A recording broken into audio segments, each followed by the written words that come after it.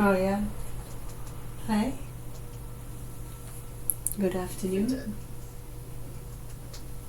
They said, we're assessing this as a lab leak. 8 of the 10, according to multiple whistleblowers, 8 of the 10 were definitely leaning in on lab leak. They sent that paper, that draft paper, up to the Weapons and Counterproliferation Center front office and said, take a look. And magically, a new report shows up that allegedly contradicted the information that had come in earlier that year. The multiple people we spoke to said, yeah, it didn't really contradict it, but they were told, go back to the drawing board and do a reassessment. So the interagency got involved, they were having discussions, so they go back to the drawing board. And by the time 2023 rolls around, they've got their answer. They say, 6 of the 7 technical people on that team. So there's 10 people on the team, 6 of the 7 technical experts say, yep, we still think it's a lab leak. We still think it's a lab leak. And they were sticking to their guns. Management changed the analytic line. They changed the conclusion to a non-consensus call. Actually, worse than that, they said that the exact words were, I don't want to get this wrong.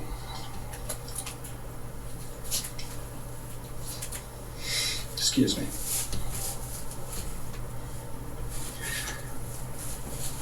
We may never precisely know the origin of SARS-CoV-2. Precisely. Precisely is not a term analysts use. They use like low confidence, medium confidence, yes, no. Precisely is a word you use when you want to deliberately end discussion. Because do you know how many resources we need to precisely know the origin of SARS-CoV-2? So again, I want the chairman to indulge me a little bit more here. There's no bribes paid. This was just a management decision. They overruled what the, okay. But the financial piece definitely needs to be looked into because they did receive an EPA. They got it. It's $1,500. Okay, so it may be true then. No. Let me be very clear. There were no bribes. They received an exceptional performance award. They were upset with it, and it was not a bribe. But what I will say, okay, the people they were rewarded for their work. They didn't know they were going to get it. Okay, they were I got you. Okay, I got you. And I understand this distinction. One point and one question. Just received this from Liz Lyon, the CIA Director of Public Affairs. The committee acted in bad faith by subpoenaing an agency officer for testimony today without notifying CIA. Despite having already obtained closed-door testimony from the individual previously, the witness testifying today is not appearing as a whistleblower in pursuit of the truth, but instead in response to the subpoena issued by Chairman Paul. This proceeding amounts to nothing more than a dishonest political theater masquerading as a congressional hearing, as the CIA has already assessed COVID-19 most likely originated from the lab leak, and efforts to undermine that conclusion are disingenuous. I'm calling on CIA Director Radcliffe and this person to apologize to Chairman Paul and this committee. This is not political theater. I have years and years and years of built-up frustration of agencies like the CIA, Department of Justice, the FBI, HHS, snubbing our oversight, giving us the big middle finger.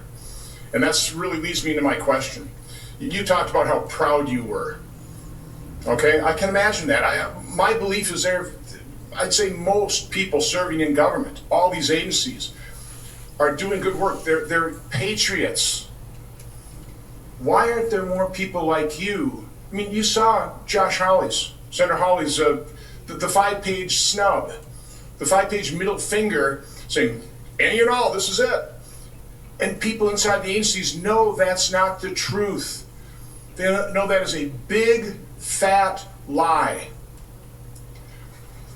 What happens inside the agency that people, good Americans, patriotic Americans, people who believe in democracy, witness that and realize the agency they're working for is lying bold-faced to legitimate congressional oversight, legitimate congressional investigations to the American people. What is causing this?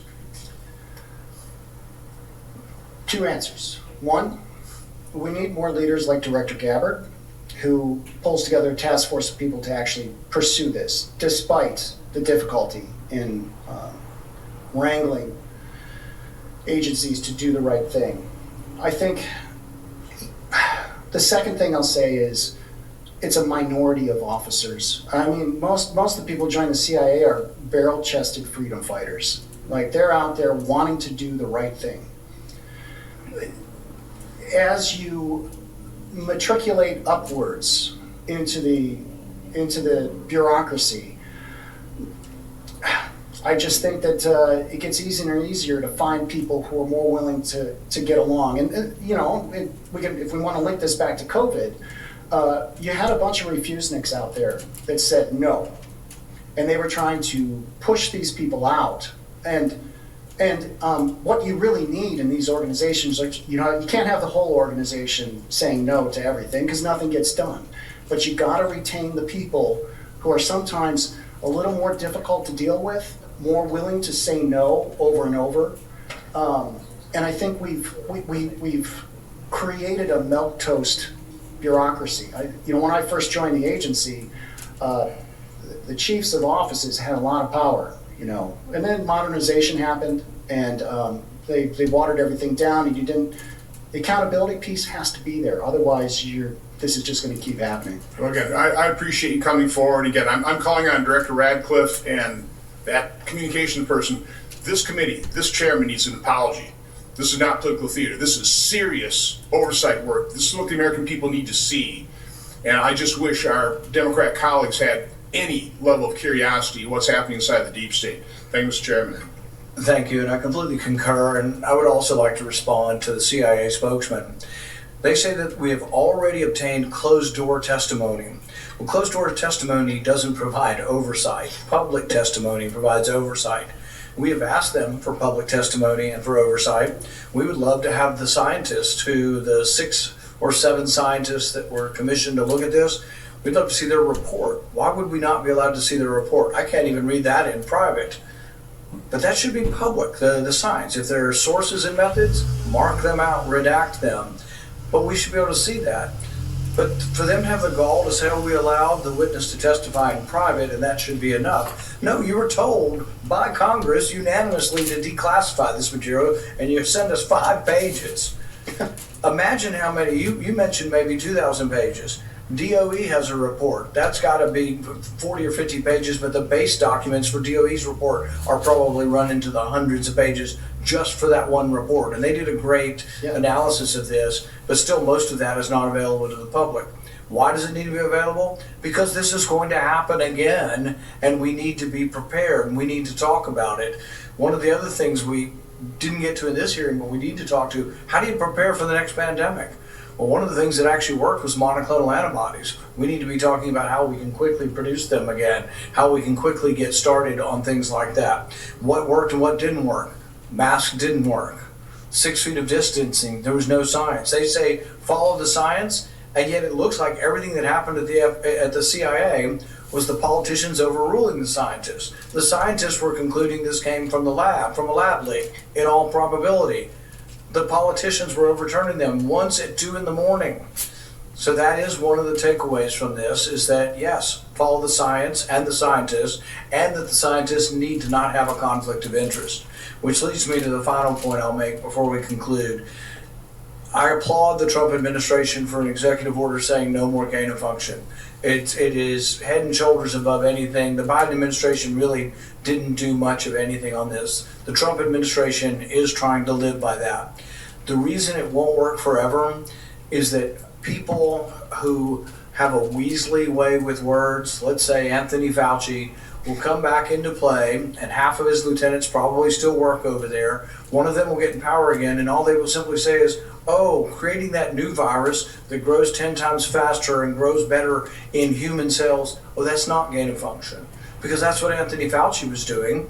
He was still doing the gain of function research. He was just saying, the way I look at the definition, that's not really. So we do need a commission.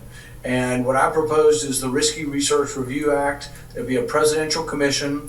It'll have scientists on it. They will be experts, but they will not be currently in the employ of government competing for grants. I think that is a conflict of interest. they have to be people outside of it. There also will be some people who are national security experts as well. And we have to look at the list of things. One scientist, Dr. Esfeld, ordered off the internet under Biden's policy. He ordered snippets of DNA from here to here, chopped them up, put them together, and he made the Spanish flu. Now, he told the FBI he was doing it because he wanted to prove a point. He didn't create the infectious portion of the Spanish flu, but he said, look, I can do it by just ordering DNA. So there are a lot of things that have to be addressed, and unfortunately, it's somehow a partisan issue, and we're not getting anywhere. But I want to applaud you for your courage in coming forward. You did come forward at the response of a subpoena. That is a lawful subpoena, and I see no reason that anyone should try to punish you. If anybody does try to punish you, I can promise you that we will defend you. Thank you very much. Thank you, Senator. Meeting's adjourned. Thank you. Thank you. Yep. I would like to thank our witness for joining us here today to share his testimony and expertise with the committee. The record for this hearing will remain open until 5 p.m. on Wednesday, May 13th, 2026 for the submission of statements and questions. For the record, the hearing is now adjourned. Thank you.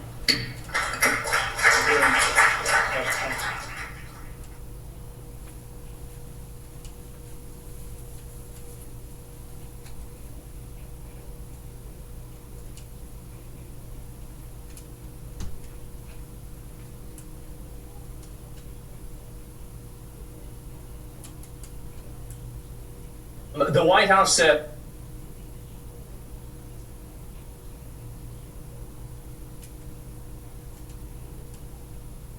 hands-free Skechers Work Slip-ins have an invisible built-in shoehorn so your foot slides into place without touching your shoe. Skechers Work Slip-in. get the same trusted Lysol disinfection that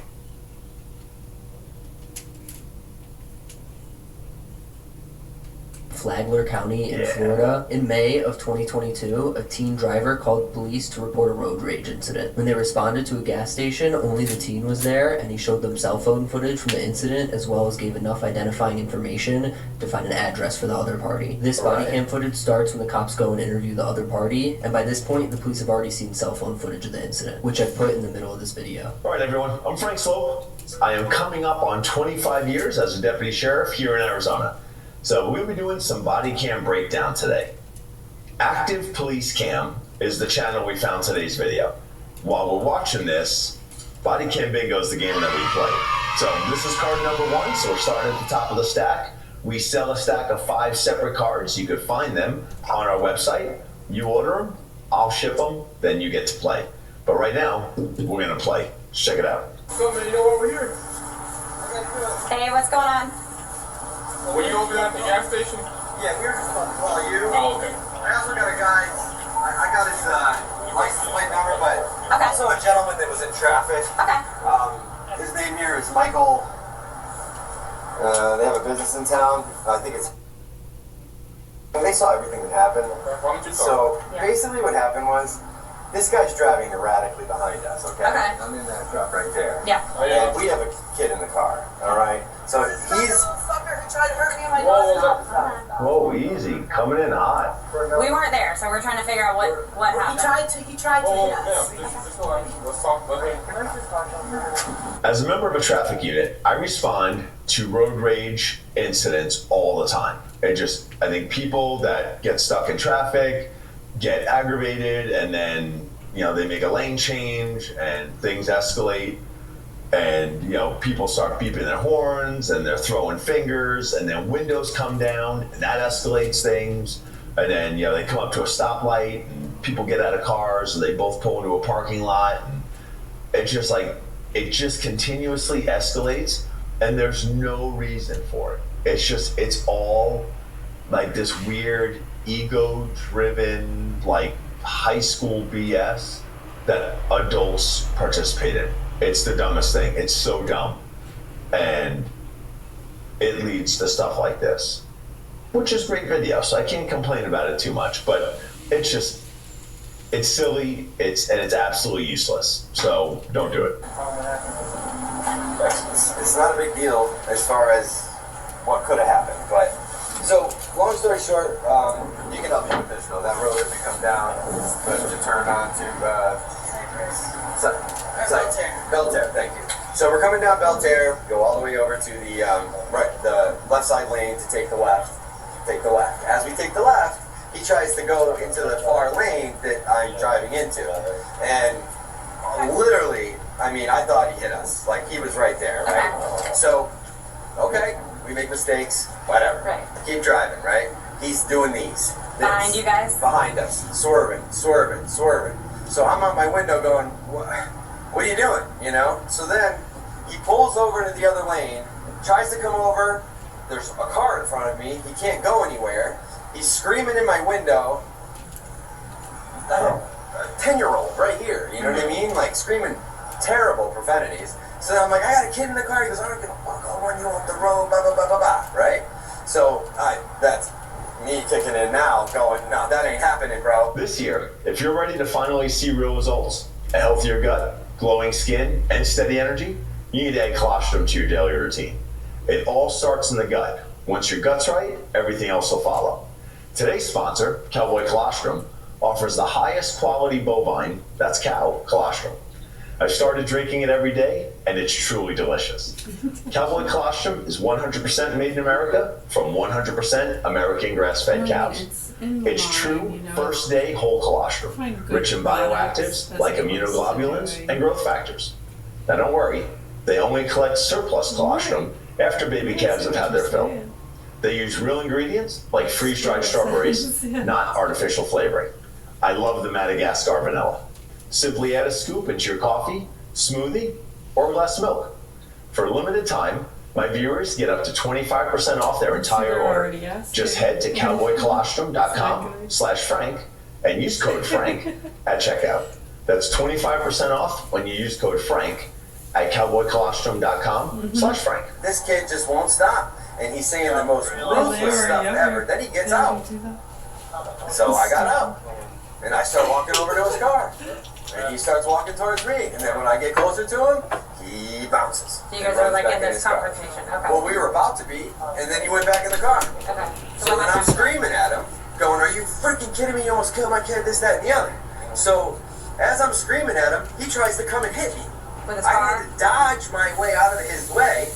And then he had nowhere to go forward, so I went around the car. His window was down. I'm screaming at him through the window. Same exact thing. He tries the other way and tries to hit me, and he was down in the embankment and everything. I had to dive out of the way on that one. And then he pulled off into the lane, and I came up and took a picture of his license plate. And while I was doing that, 2 or 3 people were like, we saw everything that happened, and this guy had a card. And I said, can I have him call you, please? Like, you saw it? And they said yes. So that's what just happened. And my dad's a cop. Did you like kick his car or anything like that? No. That you know of? No. Okay. I didn't get close enough for that. He And hit then me you with his car. Okay. He hit my shoulder with his car because I literally had to dive out the way. It did. Where did you get hit at? Probably right up here. Okay. Is there you need medical attention or anything like that? No, I don't think so. Well, like for me. Hurts, it might hurt later. Probably, but I don't think I'm gonna go to the cops or to the ER or anything like that. But yeah, man, it was a little scary. Just interrupt your safety, right? Oh, I'm sorry, that's work. You got that? Who cares? That's a knife. That's work. There you go. It's alright. All right. Let me see that really quick. Yeah, I'm please. just gonna write it down real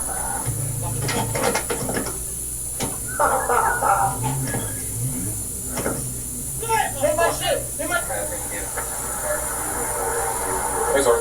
Pretty good video. You said it's 10.30, right? Okay. Yeah. So that's like my best friend. Hi. RJ is a good friend. Teresa's really awesome person. Yeah, she's great. We're like family. I call them my blood family. So Yeah. I'm not nuts. I don't do this. But when you're messing with a kid and you don't care and you're saying I'm gonna run you off the road, I don't give a shit about Was your he kid. young? So let me get this right. He is so overwhelmingly concerned about the welfare of his daughter that he stops a car in a parking lot where this other crazy driver is, instead of just driving away. He's not obviously not that concerned about the welfare of his daughter if he is stopping the car in the parking lot to then exit and go confront this kid for bad driving behind him or yelling. By the way, neither of those are violations. Like if someone's weaving within their lane behind you, there is nothing that's wrong with that. And if someone's yelling at you, there's nothing illegal about that. It's just someone showing that they're an idiot. The fact that this guy engaged it and then stopped, keeping his daughter in danger for longer, there's the problem. Was it a young person or an older I person? mean, I would say he was young. I would say he was probably like 24 with dreads. Okay, no worries. 24 with dreads, I want to Okay. say. Something like that. I don't know. I mean, somewhere around there, but Okay. I'm not sure exactly. Was it a black guy, white guy? Black guy, I believe. Could have been Okay. dark skinned Spanish, but he talked not like that, so. Okay. And it's funny, because we were just in there calming her down, and then we was going to call you, because I don't want to get in trouble. No, I You know understand. what I mean? And For sure. We were just gonna call you. we do have something called, Yeah. protecting ourselves, you know what I mean? Yeah, And for sure. I don't think he would have any dents, but I think I hit his side view mirror with this shoulder, Okay. if I remember correctly. Okay. It happened so fast. Okay. No, I know those Right. things do. I didn't think, I'll you get you want. 22 flavor. so, No, you're good. I didn't think anything of it, and that he was gonna come driving at me, 1065, one by number 2728P out of Connecticut. so I wasn't ready for that. That's where my dad's, well, we're just retired. You're good. Water ready. Nice. Yeah. You're alright, honey? I know it's scary. Thank you. Okay, baby. This is what happens in the adult world. These guys make it better and make it right. How old are you? You're 10. Just a minute. I'll be right back. Were you guys all in this car together? Why didn't you wait for us at the gas station? What do you mean? Or didn't this happen at the gas She station? pulled into the gas station when we pulled out. Oh, okay. We didn't want any more confrontation. Okay. We thought he was coming after us. Once we saw him pull into the gas station, we pulled right out. I wasn't trying to stay there. When were you guys gonna call us? As soon as you come down. He already said that someone was calling. Okay. One of the people in the cars was calling. Okay. Well, they grabbed me. They were in the lane next to us. Yeah. The people over here, I was gonna get their number, but the light turned green and that guy had a card, so I just ran and grabbed his card. I figured one would be enough because it was blatant. So, Yeah. gotta be cameras, whatever over there. I don't know. Yeah, I'm not trying to be, prior to be rude. I wasn't there, so I have to ask. Listen, no, I completely understand. There's no issues here. So where is this guy? Is he just like on the list now? No, we're with the other party. Yeah, I think he's the one I called. We're with him right now. We have deputies with him at the gas station. So we're reviewing footage and we're using a lot of resources for this. Somebody else. I know who was there. I knew who was there. Yeah, that's why we would usually, victims usually call us first, All right, this deputy hits the nail right on the head. Victims typically call first. Very seldom do suspects call in on themselves. Happens occasionally, not very often.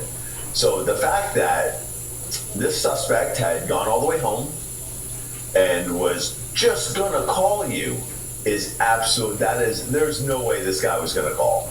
No way. Because he's a primary aggressor. It is absolutely, he got out of his car, he's kicking and punching the other guy's car. There's no way he's calling the police. He was probably hoping the other guy didn't get his license plate and that everything would just wash over, but that's not the case. So weird that you guys came home and didn't call us. We have a child. Everything is so expensive. Real estate's outrageously expensive. Groceries are outrageous. Health insurance is outrageous. And it's because Susan Collins voted with Trump to raise our health care cost and our insurance premiums here in Maine. While we struggle to afford the basics. Now Susan Collins voted to support Trump's war in Iran, driving up gas prices. Now it's costing me an extra $30 every time I fill the tank on this truck. What it really matters, Susan Collins sided with Donald Trump and made us pay more. Tell Susan Collins, stop supporting Trump's wars. Flame-seared prime rib, toasted twice and extra melted. The steak and cheese melt, only at Firehouse Subs.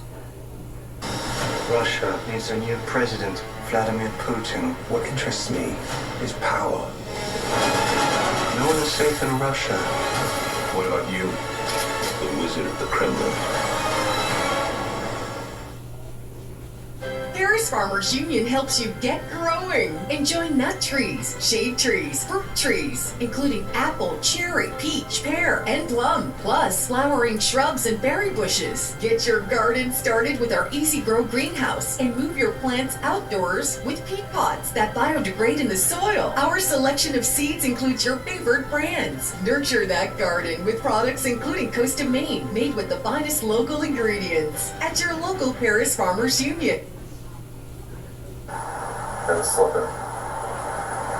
And we have a witness of somebody I don't know. Yeah. So she talks to them, and do you know how old he was? I have no idea. But he All I looked young. know is that he was ruthless and tried to hit me twice. So if he wants to press charges, I'm going to press attempted murder charges. That's not the charge. You know, just that's not a She charge. was scared because she thought I was going to get hit by his car. Because he kept coming after me driving. She gave me a call to Reese real quick too. Oh, you also got out of your car.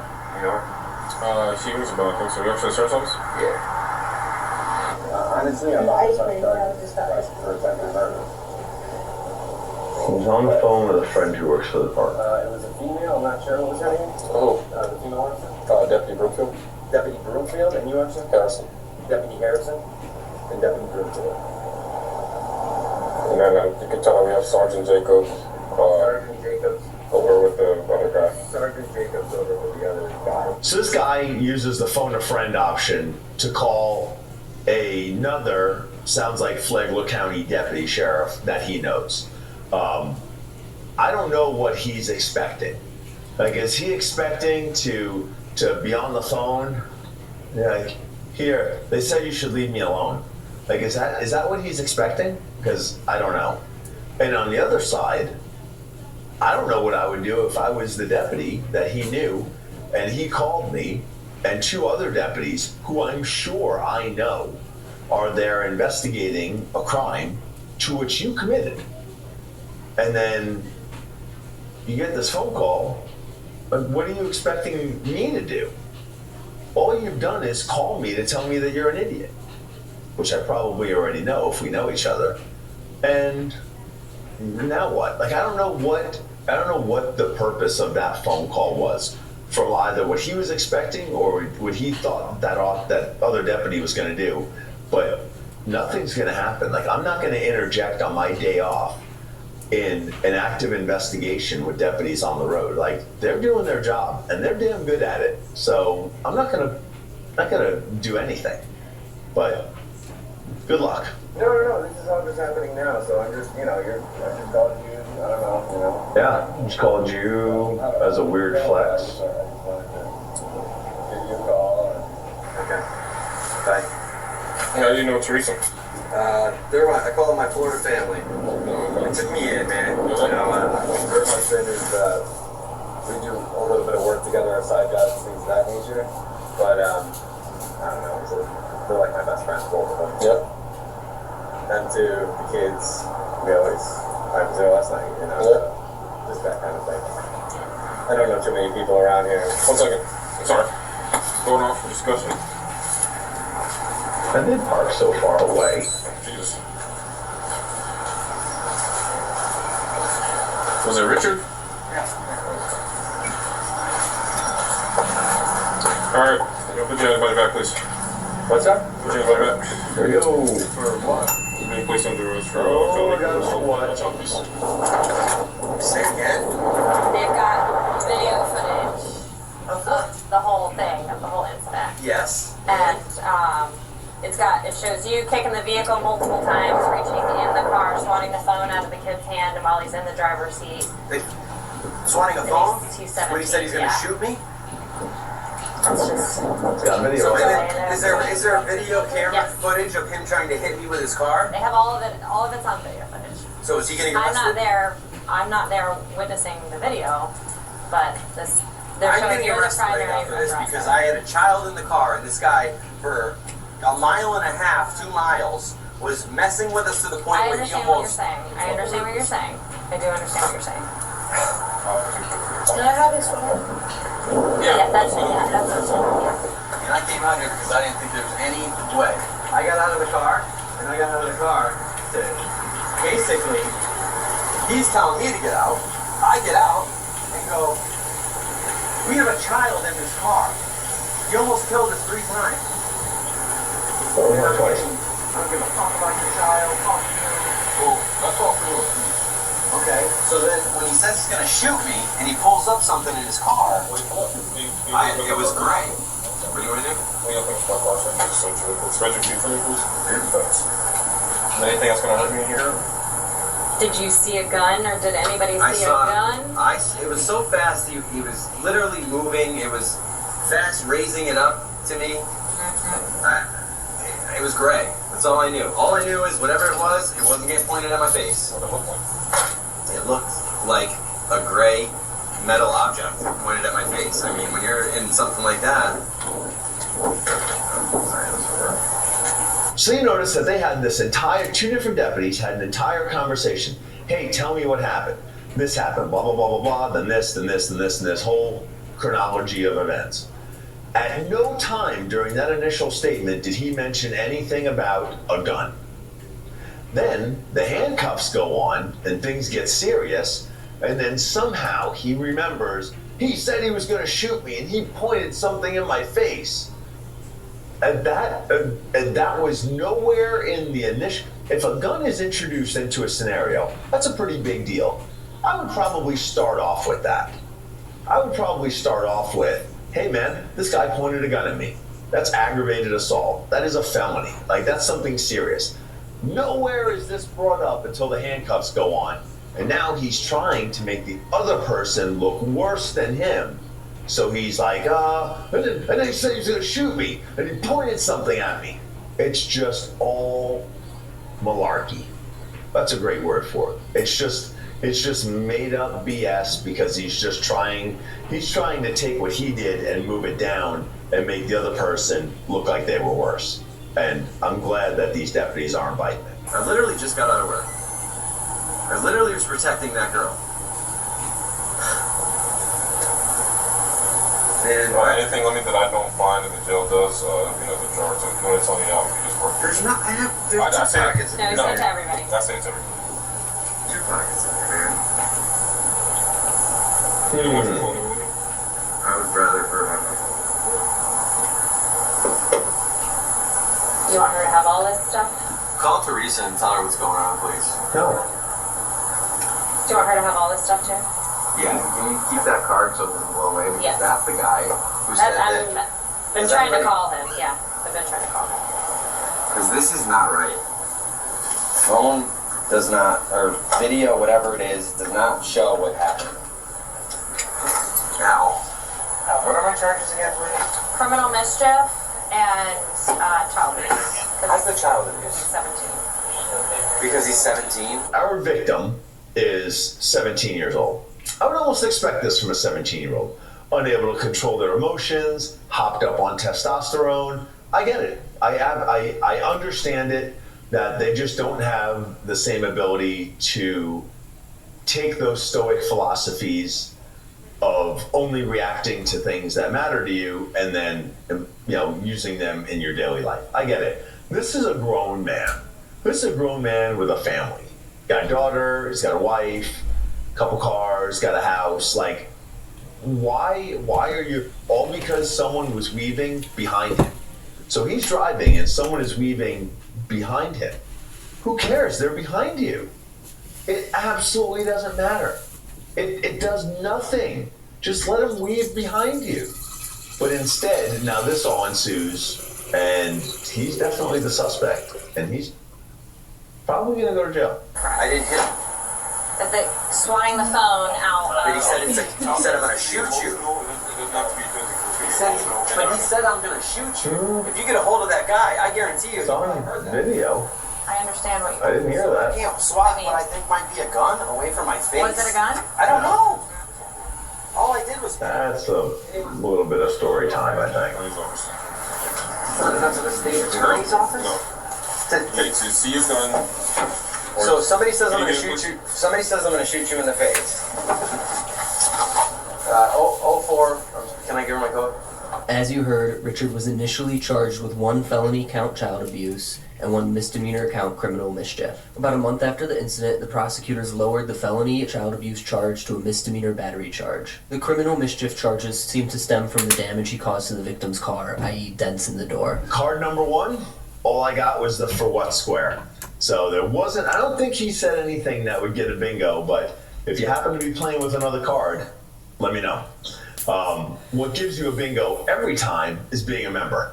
So click that button there. When you're a member, Yeah. on travel, which I am traveling. It's a great example of that. Almost right now.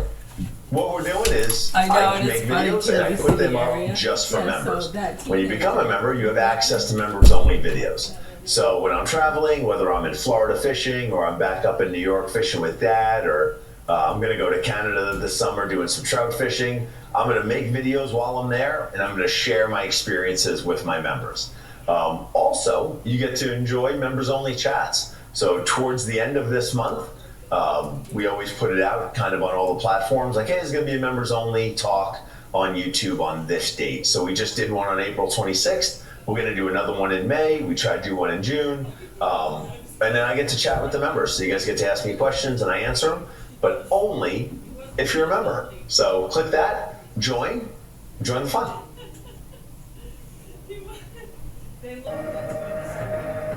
This is Buick now. Buick, exceptional by design. Get 0.9% APR. Oh, Plus, jeez. current eligible non-GM owners get up to $1,750 purchase allowance on Envision. Sometimes, the sweet smell of victory stinks. Adding Lysol laundry sanitizer kills 99.9% of odor-causing bacteria detergents leave behind. Clean is good, sanitize this better.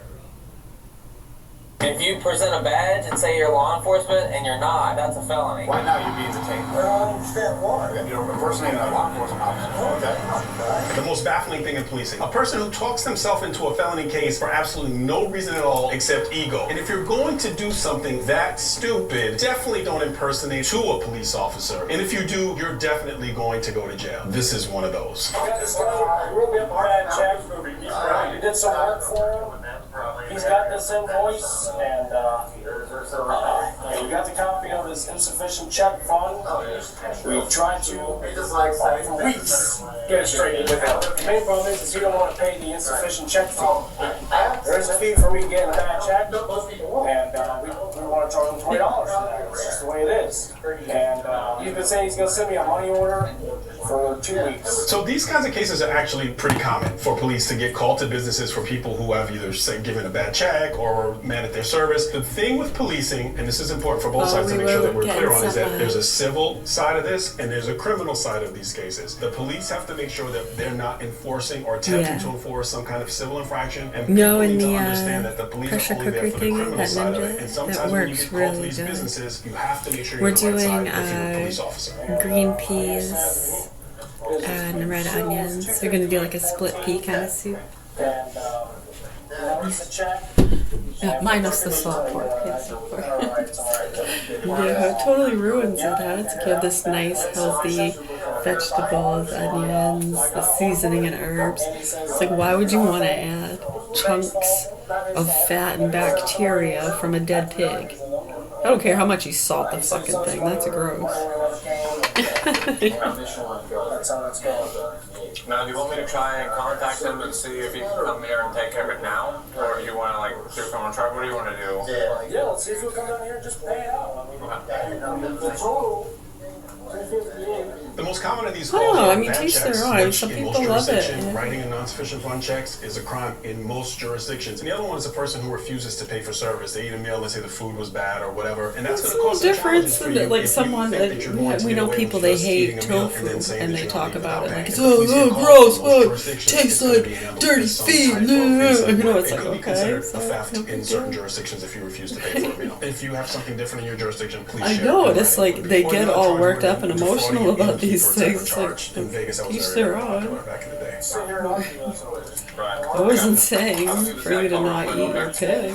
You go right ahead and eat that pig if you wanna.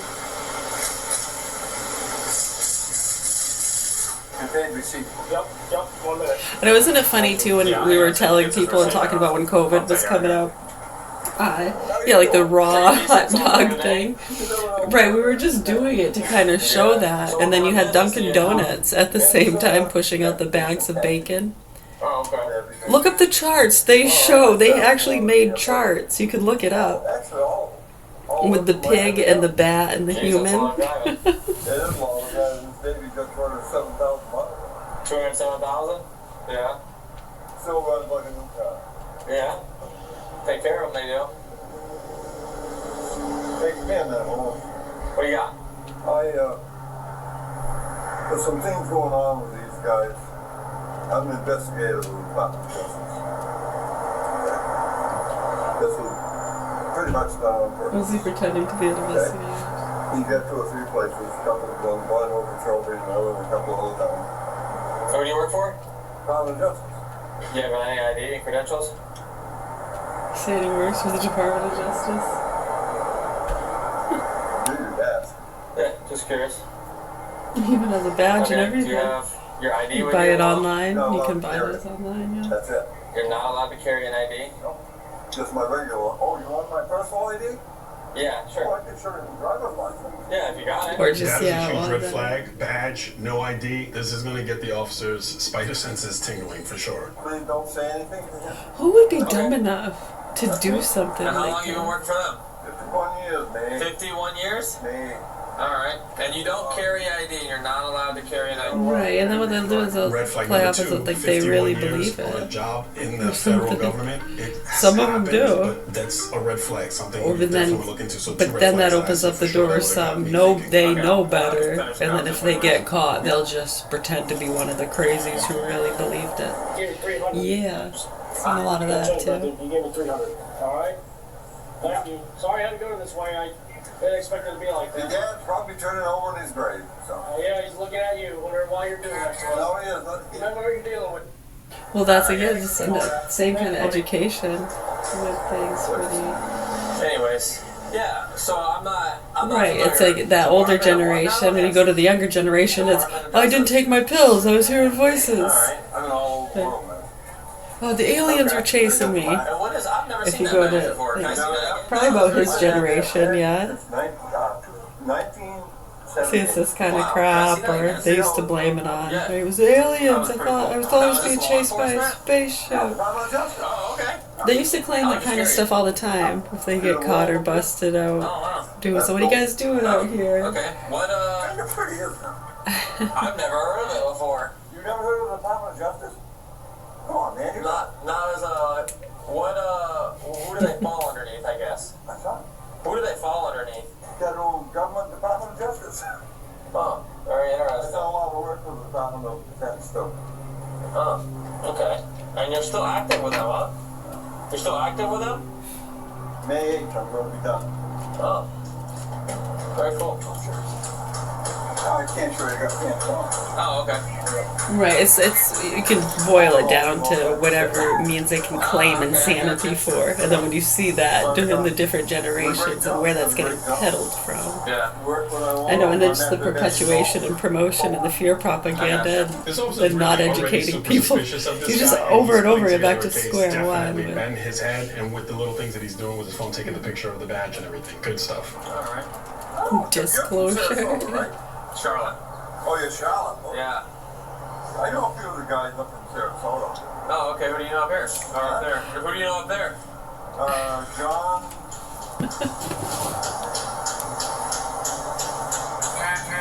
I don't know. It's in my paperwork. Oh, I got have to keep paperwork on there. Okay. Yeah, I got you. Oh, if you wouldn't mind, just hold tight. I'm gonna update this call and I'll come chat with you for a second. And okay, yeah, Mr. Oh, I'm curious. The Department of Justice.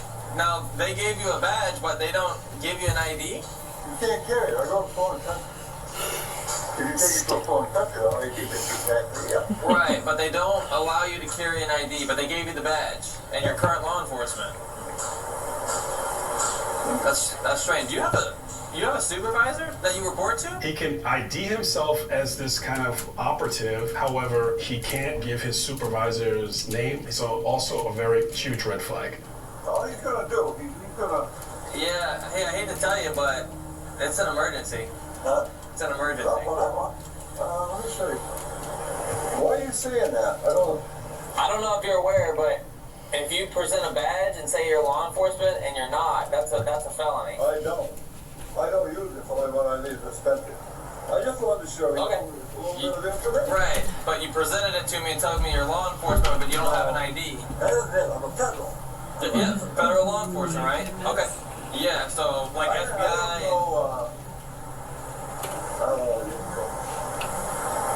Let me speak this one. What's that? I'm going to Paraguay.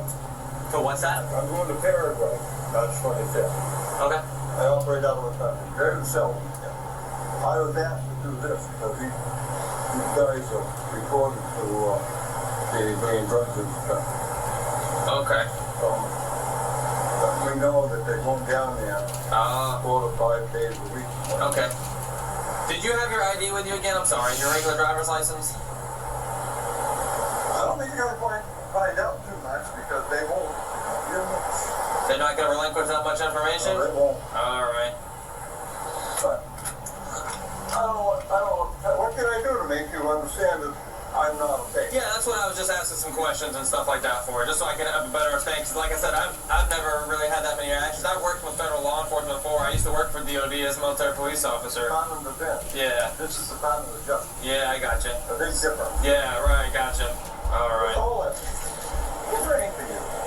Don't take my driver's license. Yeah, I'm just gonna hold on. I'm not stealing it from you, I promise. Hey, we're in this predicament. I'm just gonna read you this real quick, okay? I've read it. I just have to get that out of the way when we have a conversation like this. That's fine. Yeah. We read him his Miranda rights. He's developing the elements. Not looking very good for this alleged federal agent. Did you have your supervisor's number? I can't give it to you. I can't do it. You won't let me. If I do, all right. Northport knows who I am. Northport PD? Yeah. They know who your supervisor is? I have their... Who do you know in Northport that would be able to verify who you are? The chief? Yes, assistant. Assistant chief? Oh, and they play stupid, and then whoever the chief is, they can't tell you. Oh no, I can't tell you. You're in trouble or something. Yeah. Oh, what's that phone number? You don't have any guns in the car or nothing like that, do you? You armed? Oh, yeah. All right. Here. No. I can't do it. You won't let me. If I do, all right. Northport knows who I am. If I Northport PD? see how we did say it, if I do, and he made that face, like was he gonna kill you or something? Right, so I mean, it gets old, you know, and when some actually really do whatever believe, or they get tricked by people or whatever around them that they think have connections. You don't have any guns in the car. Right, it becomes another guise, or they actually know better, and they just plan on doing this whole spiel if they do get caught. Phone number, but we're gonna just change things up. Or called out shut on the it. car off real quick, okay? Because you're detained right now. Okay, yeah, that's all right. Here, shut your car off for me, all right? Just do me a favor, shut your car off. Right, and sometimes too, if they kind of know they're being fucked with, we'll sometimes try to find a way to interact with officers to be able to show them, like, yeah, that's what I believe, is what they told me, they got this badge. Okay, you're carrying a firearm? You see that stuff all the time. Okay, that's fine. I'm going to remove it from you temporarily. I'm going to remove it from you temporarily because of the way things are. Alright? What I want you to do is place your hands over in that direction. I'm going to take it off of you, okay? Don't reach for it. Don't reach for it. Don't unbutton. Don't unbutton. I'm going to take care of it for you. Alright. You can just keep your hands over there. I'm just going to pat it to me. I got you. No guns in the car. Alright, car's off. Alright, just go ahead and face me and we'll have a conversation here, okay? So that's interesting. So the firearm removal is definitely going to be a procedure that an officer's going to do if they're doing an investigation. The person has a firearm on them. And it's kind of dangerous sometimes because we don't know how people load their firearms if it's in a safe condition. And now it's under this guy's shirt. You got to be safe. It's very challenging. But the guy said something very interesting when he mentioned his firearm. He said, I'm licensed. Police and federal law enforcement people don't have to be licensed to carry firearms. So I don't know if the officer even caught that, but that's a weird statement for a law enforcement officer to make. As I'm thinking about if I ever got stopped, I would never say I'm licensed to carry. I mean, police officers and law enforcement officers are licensed to carry firearms because they're law enforcement officers, not because they get an additional license. Like I said, if this is you are who you say you are, then you'll be on your way. No problem. Here's the Northport direct assistance phone number right there. Oh, okay. And so if I have any problems, they'll assist me. okay, and who am I gonna talk to on here that's gonna be able to confirm who you are? Chris Morales, I guess. Chris Morales. Yeah. Okay, I happen to know him just because I know. Okay, but I just think that's a little strange that number 2 in command is the only person that knows who you are. You get what I'm saying? Does that sound right? Yeah, it does. Okay. I've been at this 51 years, me, buddy. All right. Well, I've got a lot of law enforcement friends and family, and this isn't quite normal, what you'd say. Oh, okay. Yeah. All right. Hi, this is Deputy Chandler here. I'm currently investigating a crime. This is kind of peculiar that I get called to you guys. I don't know if this can be accomplished, but this individual is claiming to be a federal entity of law enforcement, and the only person that is able to justify whether or not he is or not is your guys' number 2 in command. So I don't know if I'd be able to speak to Chief Morales or not, but if it has a possibility, if he's available, that would be good. If not, I completely understand. What department did you say you're with? I'm with the Charlotte County Sheriff's Office, I'm sorry. Yeah. Let me place you on a brief hold real quick, okay? Thanks, I appreciate it. Not a call you get every day. You're welcome. Alright, thanks. Okay, does he know that you're calling or no? He does not. And again, I know this is strange, but if it's possible, just so I can say that I checked this box. I know it's a request, but... So this individual is saying that one of the only people that can justify who this our subject here is Chief Morales. So before I go further with investigating this pretty serious felony, I'd like to check the box at least that I reached out. If he knows or doesn't know, he can let us know. This is really good. The officer has this speakerphone where this guy can hear this 100% intentional, because the guy is now hearing that none of his information is being verified, and the officer is really, really sharp. I love to see this kind of stuff, and that speakerphone definitely wants the guy to hear what's happening on the other end. Nothing stops Ram. That means we deliver knockouts. Boom. We don't just ride the bull. We are the bull. We're heavy V8s, Hurricanes, and Hellcats. And we're backing them with America's best powertrain limited warranty. We're UFC fighting, donut making, NASCAR winning Ram. Purchase and get 2.9% financing for 72 months, plus $3,500 bonus cash allowance on most 2026 Ram 1500 Crew Cab models. For the ones working to make every day a little sweeter, there's Granger, for the ones who get it done.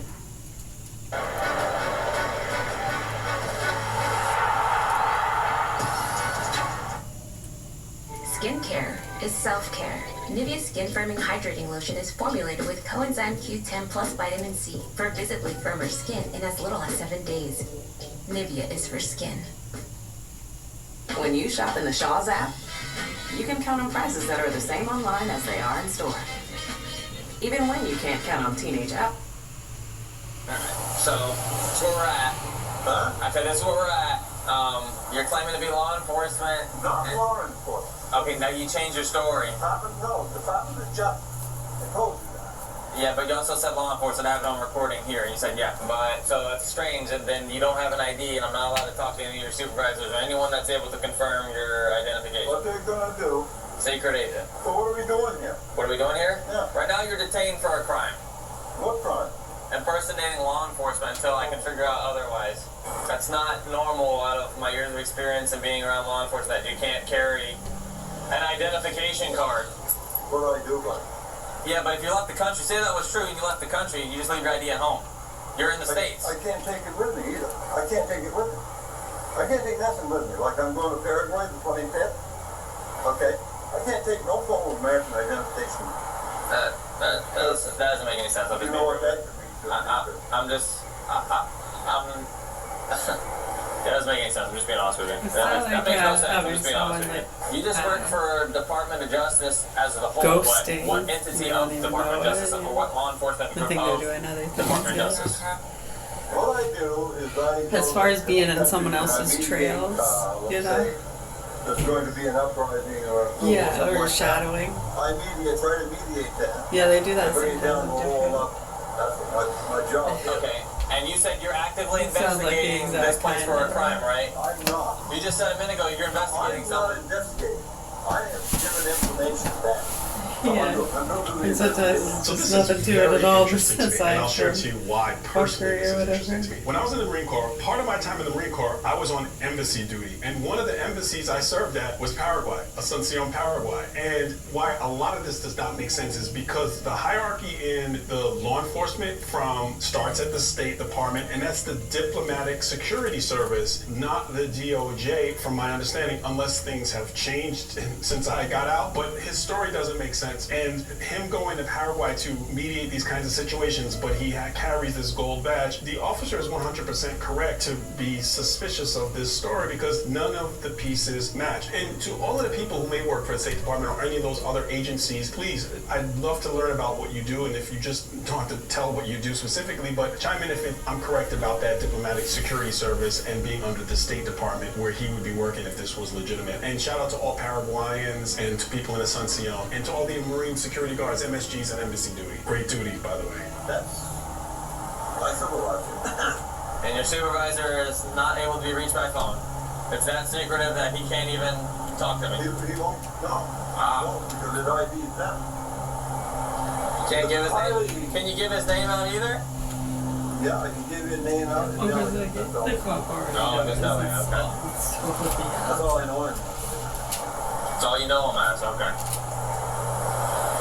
Man, you're Because none of that is legit. None of that is. You know where is I am. okay. You know where I am. Any problem? Come back. See me. Yeah, that may be, In fact, but this is one of the things we're gonna hang tight. Hey, so what? Where do you work for? Nip in the butt. I never know who I'm going to be working for. Okay. The last guy I worked Who's your for. supervisor right now? Huh? Who's your supervisor right His name now? is Elliot. Elliot. I can't get That it. phrase has never been Ness. Don't use last name. Elliot Ness? You can't give it out. You can't give it out. Okay. Super secret. All right. Do you have his phone number? No. I never contact them. They contact me. Yes. Very secretive. Yeah. Okay. What was the last investigation you conducted? You don't have to give me any names or no location. There was nothing, and I don't do the investigation. Alright, so I'm just checking the box. It was up in Sarasota. People were selling dollars. Scam thing. Selling dollars. Went in and bought a dog so to speak. And then they would have Do you have a weapon on you? Yeah. Okay. Do you have now? I'll show you here. Okay. Every law enforcement officer, okay, and that's what you're saying you are, right? A law enforcement officer? You enforce the law. I work for the Department of Justice. Okay. Investigation. All right. What do you got? So this right here, okay? This is saying that I have full arrest powers. Take it? Yeah. Saying I have full arrest powers and I have the ability to carry a concealed weapon, okay? That's given to me by my boss, all right? Do you have anything like that from your boss? No. Okay. They won't give us stuff like that. Okay. Because if we're somewhere else in the country, so we can't take ID with us.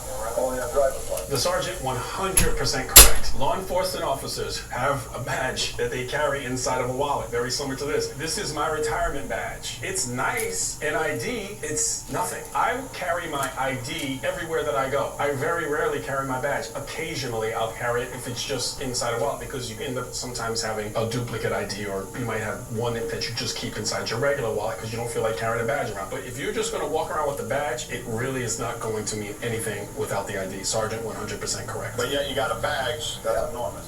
Now this badge, sure, let me see it. Can I take it out of the case? Yeah, you can get it out. Been in there one time. I bet. Wait, it's got it. Don't drop it. Don't say.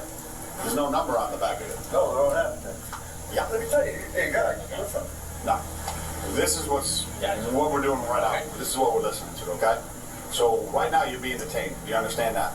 I don't understand why. Okay. Because you're impersonating a law enforcement officer. No, Okay. I'm not, right? Okay. I'm not. They're saying a law enforcement officer. I work for our government. All right. So who do you work for? The Department of Justice. Okay. That's all. You know what? Can you tell me the different areas of the Department of Justice? Investigations.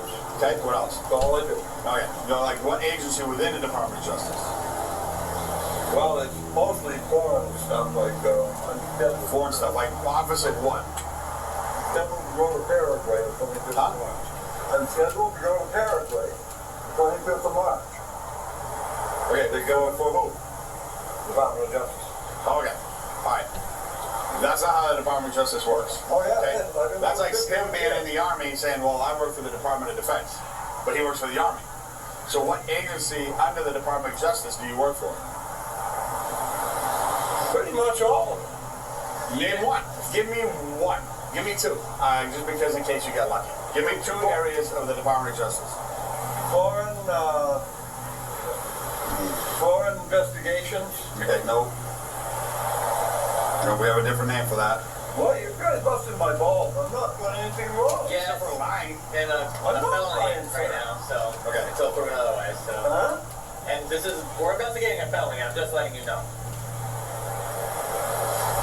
So knowing that what you're claiming to be a federal agent, okay, is being investigated for a felony, I would be calling up my supervisor right now. Yes. What's your supervisor's number?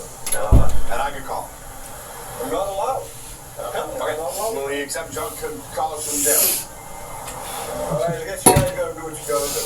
Yeah, yeah. They're trying to get a hold of Chris Morales. You know, I contacted the FBI. what? Turn off your car. It's off. No, this car's off. Oh, Your car's off. Yeah, I already had. Yeah, yeah. Step on out real quick. Do you walk or do you need your walker? I'm sorry. Can you walk okay, or do you normally use your walker? Sergeant shut down.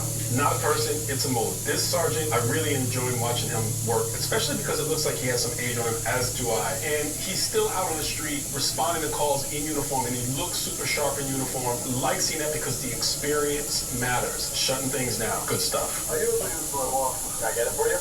Yeah.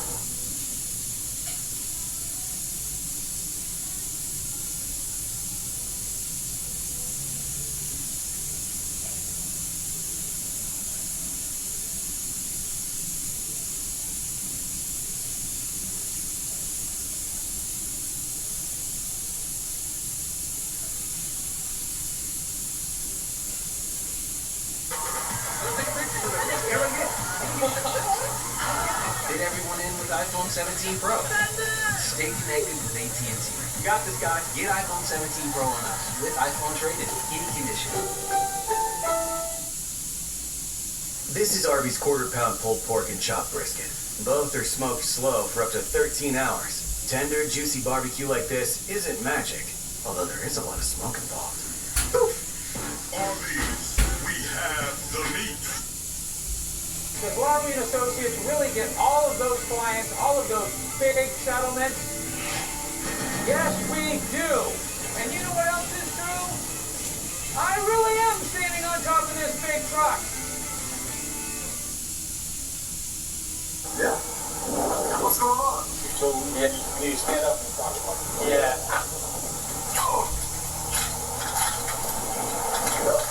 There you go. Okay. Yeah, we'll start over here real quick. So you're getting placed under arrest for impersonating a law enforcement officer. Okay, it's a felony, and I'm also going to charge you with carrying a firearm in the commission of a felony. Okay. Yeah, we looked into all that. I've been around long enough working with federal entities that we're not buying it. Just long story short. Okay. Now it's gonna be good tomorrow. All right. Our supervisor knows. Everybody, our intelligence unit knows.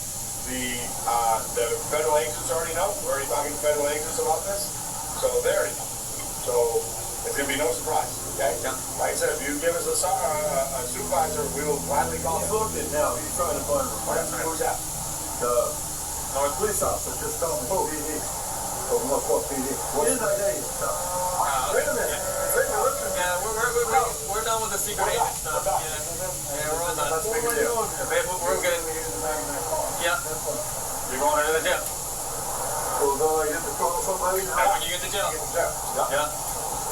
I'll get your phone for you. Yeah, we got all that. I've been in jail now the whole time. Yeah. Too. Okay, so if I send me a phone, Now to go with us, okay?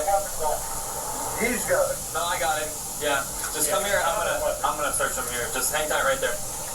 No other weapons other than that pistol, right? Okay. Another thing I like to mention about the sergeant is that he's just so professional and matter of fact. And in policing, it's good to have this type of sergeant, not only because they're going to show up to the scene and make sure that things are handled right, but if there's a younger officer that needs correcting and needs guidance, they're going to respect this guy because he's still out on the street and it looks like he can take care of business. Again, this is a small snapshot, but I really, really like seeing this kind of stuff. And no one wants to take an old person to jail like this, the guy who still needs a walker, but this guy committed what we believe to be, at this point, a felony. And they're still doing it in a professional manner. There you go. I just signed it on there. Where's my car gonna be? We're gonna get towed. I'm gonna give you the tow sheet for it, okay? What? It's gonna get towed. I'm gonna give you the tow sheet.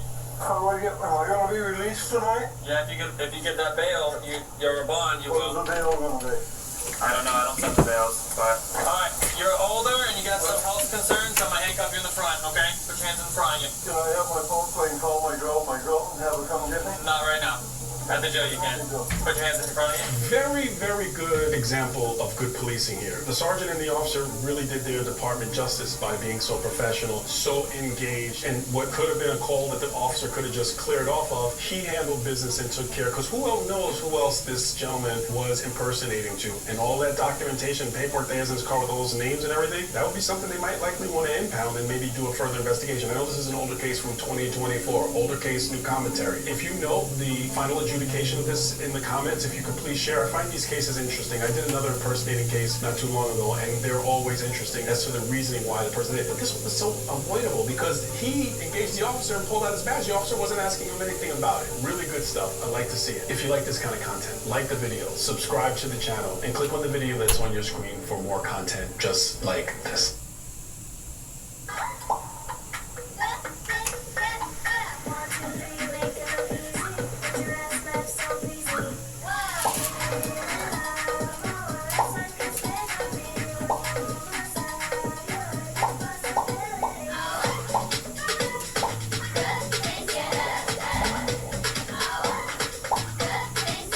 Fresh finds perfectly picked for you.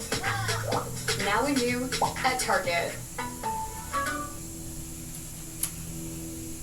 Stop, let me talk. You have license plate covers. That's illegal in Washington. Get back in your car. What are you doing? Are you seriously about to pull out your taser? You're fired. You're gone. Multi-welfare checks are actually quite frequent in policing. However, you hope they never end up in you having to go hands-on, handcuffing the subject, them freaking out in the back of your police car, and then them filing a federal lawsuit against you, the officer. This is one of those.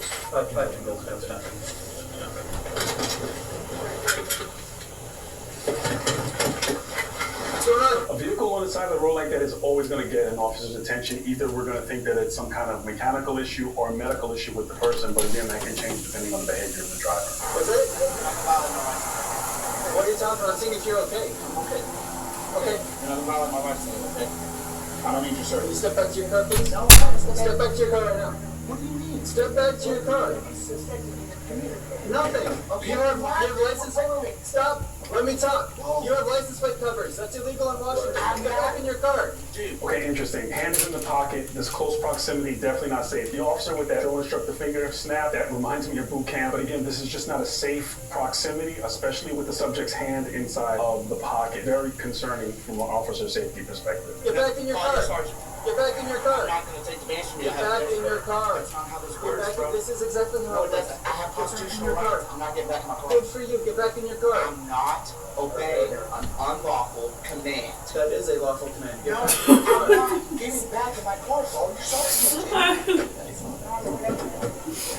That's probably why he walked away and got in his car. Okay, this is not the best practice, in my opinion, for tactics when you have a non-compliant motorist at your driver door, basically, and then you get him back in the car to get on the radio. Maybe he doesn't have a pack set. I thought he had more, should have a pack set, but if he doesn't, you want to get that mic and stand out of the vehicle in case that you have to engage the person that you're having this interaction with. Getting back and sitting inside the car, and other LEOs can chime in on this, it's not the most ideal tactical position to be in. 510 Roseville, North 9783. He's some battery. Can I get another operator up here? So he just asked for other units. They're going to roll code, lights and siren likely, because they don't know to what degree of danger this officer is in, which puts the officers in danger, the motorists on the road in danger. So this is just not good from the get-go. And it looks like the driver is getting back into their car, reaching inside their vehicle. What are they reaching in there for? It's a question that I would have as an officer. Get back in your car. Sir, get back in your car. You're not going to violate my rights. I need to see your license, your registration, and proof of insurance. No. Yeah, I reserve all rights. I reserve all rights. That's it. Sir, I'm not leaving you alone. At this time, you're under arrest, sir, if you don't stop this. Stop. Hey, Stop moving. You can't do that. I can. You can't harass me. The reason for the stop is your license plate covers. You didn't stop me. I was already parked on the side of the road. This is still a contact. You said to me, stop. What did you say? I'm checking on you to see if you're okay. That was the I'm okay. initial stop. Leave me alone. I'm not leaving you. Stop moving right now. Stop. Stop What moving. are you doing? Are you seriously about to pull out your taser? Yes. To a lawful person standing here doing nothing. Please, dude. Stop. Show him born. De-escalate. I am. I'm trying. Okay. You're the one that's yelling, okay? Alright, let's de-escalate. Okay. I got one leg. I'm an amputee. If you violate me in any way, that's an 88 violation because you know that you do not have the right to see your license. I'm not giving you anything. I reserve all rights. I'm not speaking. If you don't provide that, you'll be under arrest. You're the only provider.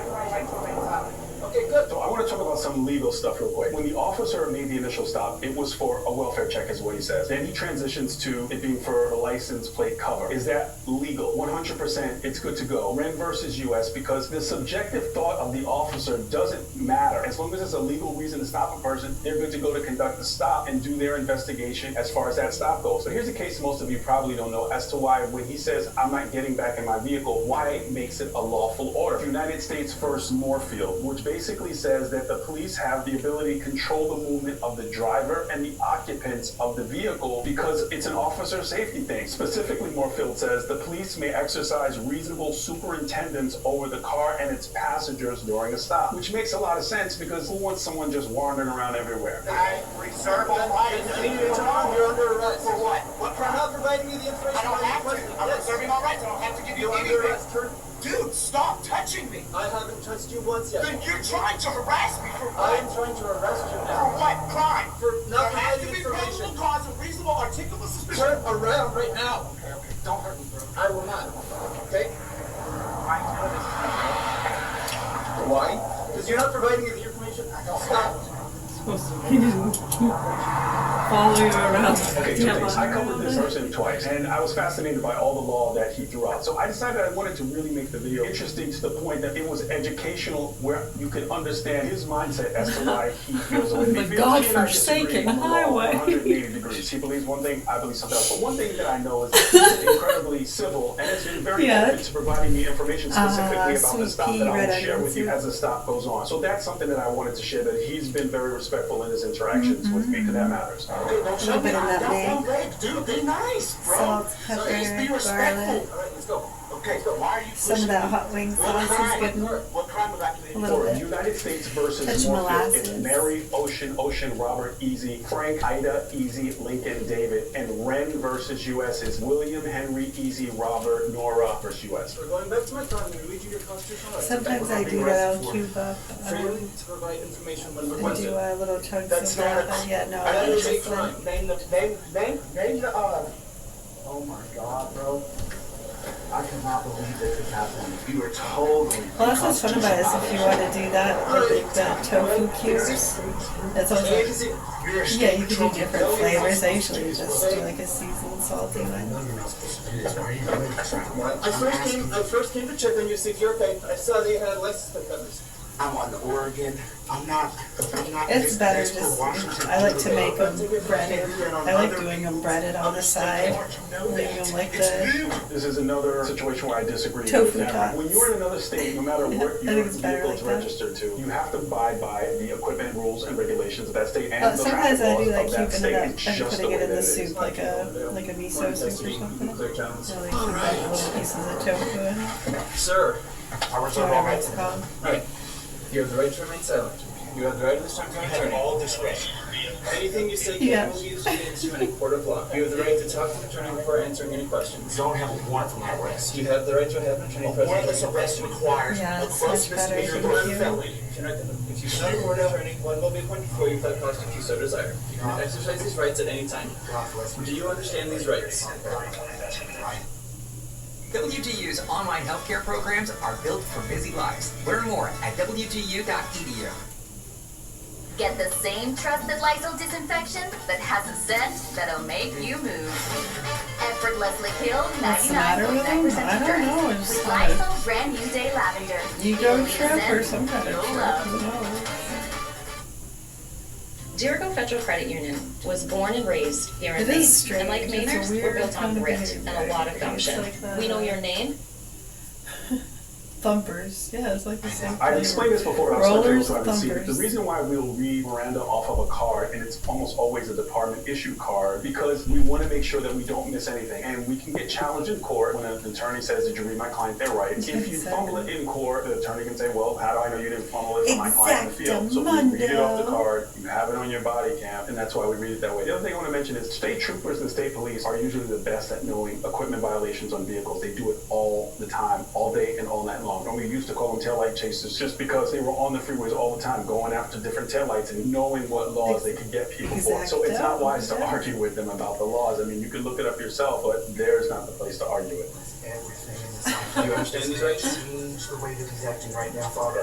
There is no reason for these actions to be placed upon me. He has all discretion, Father, and I bring down and ask you, Father God, to bless this man in his heart. I ask that you have him change his ways right now, Father God, for there is no reason to justify any ill will being done whatsoever. Do you understand these rights? No purpose to let die or any mens reus or actus reus in Is that relation to funny? the You crime said whatsoever, that when Father he God. starts in with the Bible. Alright, your phone and headphones are right here, okay, as well as your head. Have you alright? seen this one? I've seen it. And he's on his way. Yeah, we've watched this one a few times. It's Keep it fun. safe. No, so I couldn't call people. No, keep it safe. No, you're a liar, dude. You know how bad this is gonna look when I depose you? The deposition is gonna be great. I'm letting you know that right now, bro. I'm an attorney. Touch him. Very scary. Oh my god. An attorney in fact, bro. Okay, so attorney in fact and attorney at law. They're two different things. Attorney in fact is basically saying that you have power of attorney over a person. And I will tell you that I reached out to Cameron and he legitimately 100% filed a lawsuit against this officer in this case. Now it's going to get more interesting because I also have the outcome of this specific car stop. In his case, it's a civil case, obviously. This is a criminal interaction he's having with the officer, but I have the outcome that Cameron shared to me in the video. Is there anything in the vehicle you like me to grab for you before we go to the jail? No, you're not taking any of my property. I'm just asking. And when the sergeant gets here, he's going to release me because you have no articulable suspicion of a crime being committed. Your first words out of your mouth was, "I'm checking on you to see if you're okay," and you're back there lying to the sheriffs saying that you came up and because it was a license plate. You're a liar. Just as I said before, with Rand versus U.S., that case is clear that it doesn't matter what you initially started for. If you have something, you can go for that thing. Or with the subjective thought of the officer. Let's say that the officer really didn't care about it being a welfare check. Let's say he really just wanted to investigate something. As long as he has that license plate cover, he's good to go as far as the investigation. God is going to show the truth of your actions today. You will be put on the Brady list. I promise. The Brady list, I've explained it before. It's a list of officers who have credibility issues, and prosecutors have this list. You can actually look up online and see if an officer's on the Brady list. And usually it's for some type of dishonesty or misconduct which compromises the officer's ability to testify in court. And so a lot of officers are on that list, and it's not a place that you want to be because it's very difficult to continue on with your career if you're on the Brady list because you get challenged on that anytime you go to court. Where'd you get a car? Give me a caretaking stop at first, and I saw he had the license plate covers. And so I stopped behind him, he's already out yelling at me, like, "I'm not doing anything, I didn't do anything wrong." I'm like, "Okay, calm down, get back in your car. I need to see your license, your registration, proof of insurance, I'm not giving you anything." Alright, calm. So then it just kind of went down from there.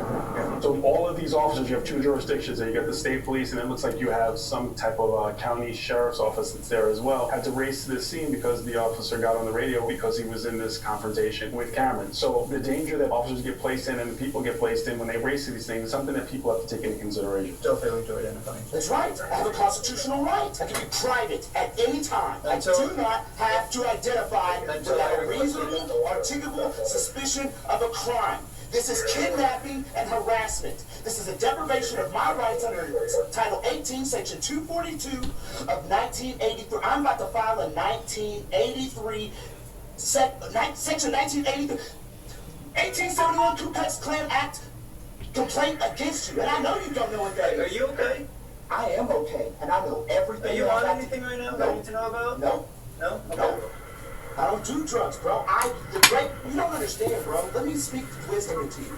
I have a YouTube channel that has over 4.5 million views in the past 28 days in relation to my lawsuit. Okay, look up Cameron Wilson versus Hood River right now, bro. Look it up. Look it up. I've mentioned before that people who take on the sovereign ideology, Cameron doesn't like to be called a sovereign citizen, and he has an explanation as to why he doesn't want to be called that. But filing lawsuits, I've told you about that before. It's very, very common for them to take these to the court because they want to get their side of the story out from what they believe is the law. I, again, disagree with him from a legal perspective, but I'm clearly just stating to you from an educational point of view that yes, they will file lawsuits. Look up Cameron Wilson, 2587, pop up. You want it? There it goes. Uh-oh. Now where's the crime? Now where's the crime? You ain't got one because I ID'd. Now you're in total violation. Big boy, get ready. Get ready. You're fired. You're fired. You're gone. You have no qualified immunity. Out the window. You're gone, bro. No longer on the force. You're done. Cooked. People often make a mistake with qualified immunity and throw qualified immunity out. Qualified immunity really just protects officers from being sued civilly. You can be sued if it's a clearly established constitutional rights violation. If there's a gray area, that's what the qualified immunity protects officers from. You don't get to violate the creator. Lieutenant Roosevelt, can you run the RO? You took, bro. You did wrong. You took an oath. You gonna pull your oath in your bond. Bro. RO is registered owner of the vehicle. Shouldn't have done this. I told you. I warned you from the beginning. I said, don't violate my constitutional rights. I knew it. As soon as you hit that Huey, I knew it. Oh, bait and switch, right? That's what y'all do, right? Oh, bait and switch. You're thinking now, ain't you? What can I do? You're thinking hard. It's all on camera, bro. Yes, it is. It's all on camera. And what was your first words? I was just checking to make sure all right. And what I say? I'm all right. And what you do? You did it anyways. Because you have license plate covers. It's illegal. No, I am not a Washington contract. I don't have to. If I had a Washington... Are you a sovereign citizen? Do you know what a sovereign citizen is? In 1940, a joint resolution was signed about American citizenship. He is the RO. He just identified. Well, he's stated that he's the RO. Okay. I keep telling you, and I'm an attorney, in fact. Fine, Jen, go ahead. And if there's a photo, can you send that to me? I have no contracts, bro. I'm not contracted. I'm not operating in a commercial capacity whatsoever. Cameron James Wilson. 1987-0205. 2587. Just 130, Brown. I'm 165. We're 130 is a little Willing to appear, driving while suspended 3, DUI, bail jumping, 5,000, Clark County. And another. You're in violation, bro. You got all this illegal. So, did you not want to identify because of the warrant? What? Did you not want to identify because of the warrant? What warrant? I've never given notice of a warrant. Okay. What notice? Did I have a warrant? Yeah, so there's a warrant that's out for the registered owner, Mr. Cameron Wilson, for that vehicle. I'm not, what do you mean Cameron Wilson? Cameron Wilson what? You just Which said... Cameron Wilson? Which Cameron Wilson? Yeah, It just said the registered owner of that vehicle. Registered owner of that vehicle? Correct. So what do you mean? The registered owner of that vehicle has a warrant. Let's figure this out. Did you violate my constitutional right? Okay, so let's talk about warrants, because people hear a warrant, they freak out. Officers will know this. A warrant has to be confirmed. So if you get a person and it says on the computer system they have a warrant, or dispatch comes back and says that they have a warrant, you have to confirm that warrant. Sometimes the warrants don't get confirmed. Now remember, there's a bench warrant or an arrest warrant, and for whatever reasons, either of them may not be confirmed. So in this case, according to Cameron, the warrants were not confirmed and he was not booked on those. That's why people have to be incredibly careful about seeing the warrant part and not getting the confirmation element of it as well. We're done. We're done. Yeah, we're done. We're done with that. I can't wait till the song gets here, bro. Okay. So wait to see on the warrants? What do you want to do at that point? Or are you just looking at booking him on the failing to provide stuff? He said you're waiting to see on the warrants. That's when you're waiting for the confirmation. He does want to talk to you. Perfect. He thinks he's going to get released with you. handcuffed. Sounds like county helped search. Yeah. So good. Yeah, I got him. No use of force. No use of force. No, I just quickly cuffed him and threw him in my car. Yeah, calm it down. Okay, yeah, I'll talk to you real quick. How you doing? Not well. I am Sergeant Hogan, Alvin State Patrol. Charge, you want to talk to the supervisor? Okay. Well, tell me about it. Pulled up behind me, turned on park, car off, passed it on. And I got out my car and I asked him, hey, he said, are you okay? I said, yeah, I'm fine. And he just kept going. Chased me, he hit me too. He pulled his taser out. And I don't know anything he's doing. There's no traffic stop. There's no crime, but it sounds like you have covers on your license plates, which Washington State made illegal. Washington residents? Nope, for anybody traveling in Washington. How can that be if I've never been given notice if I'm from Well, another a state? lot of times we can give you a warning and say, hey, FYI, you have to take these off and we're traveling to Washington. Yeah, why did that happen? Because you wouldn't provide any information to him. You became instantly hostile. That's not good. No? Did he ask you for your information? That's what I told him. I said, I gotta tell you, everything's recorded. No, but initially in his as well. Yeah. So initially, did he ask you? No. Did there ever come a point in time where he came up and he goes, hey, can you give me I need your license, registration, insurance? No, because I wasn't in the owner. I understand you got out of the car right away and just started being confrontational. Identify after illegal violations. Look. You can't pretend like this is a 5-year-old toddler thing like, hey, look, I made a mistake and now I'm all good. Papa Bear, please don't do this. That's how I speak to everybody. But that's not where we're at. Like, the violations occurred, you have other warrants, we're gonna book you. Sergeant Shutdown's not a person, it's a mode. The sergeant showed up, he looks like a mature guy, and he's explaining to Cameron exactly the way the law goes, the way that I interpret the law as well. They're both being civil to each other, and that's the way that these have to happen. And hopefully Cameron can realize that there's a different way that things might be done, because it doesn't seem like it's working out for him with the number of times that he's had these negative interactions with the police. However, he did send me the video of when he showed up to court for this case. Within about maybe, I think, 90 seconds of his case being called, the judge dismissed the case without prejudice, which means that it can be refiled at some time, but they dismissed this charge, and Cameron has subsequently filed this federal lawsuit against the officer. I didn't go into all the details of it, but you can easily find a lot of that information about this specific case on the internet. I still believe the way that I believe as far as the sovereign citizen ideology is, as far as it goes with law enforcement, and I have chosen not to engage in a back and forth debate. But I was very thankful that he was willing to share this information, because I do this for educational purposes, and I know that a lot of you watch this because you want to know how, why, and what. And in this case, we know that ultimately was dismissed, but there is an ongoing civil case against the officer from Cameron. If you like this kind of content, like the video, subscribe to the channel, and click on the video on your screen. People in class said that he shouldn't have arrested just like him. He this. should have just detained him when he was having to chase him around the side of the highway. Just detained him so he could figure out what's going on, considering the plates and the warrant issues, till he could get the confirmation instead of placing him under arrest. Just to take him. You have a license for it? You don't need a license. I don't know. If you were to ask me the top 5 states and top 5 agencies to not play the sovereign citizen game, Arkansas would be on that list, and Arkansas State Troopers would be on that list as well. And if you get a hard-nosed Arkansas State Trooper and a headstrong sovereign citizen, there's bound to be fireworks. This is one of those. 66 Rock, I'm 98, copy of 224. Hi. We're going to be on the opposite side of the bridge, over I-40, on its own boy, Edward William 87 Tom, the EW 817. It's on White Crown Big. Passenger side approach. Can I open this up? You can.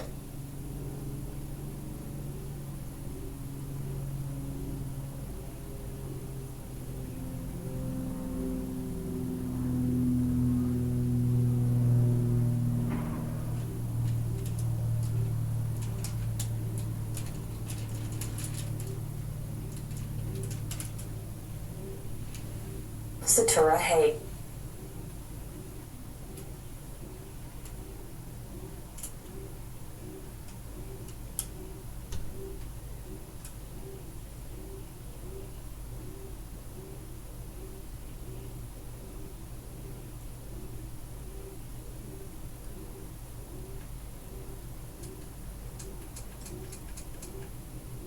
Hey everybody, Chuck Holton here. $750 million.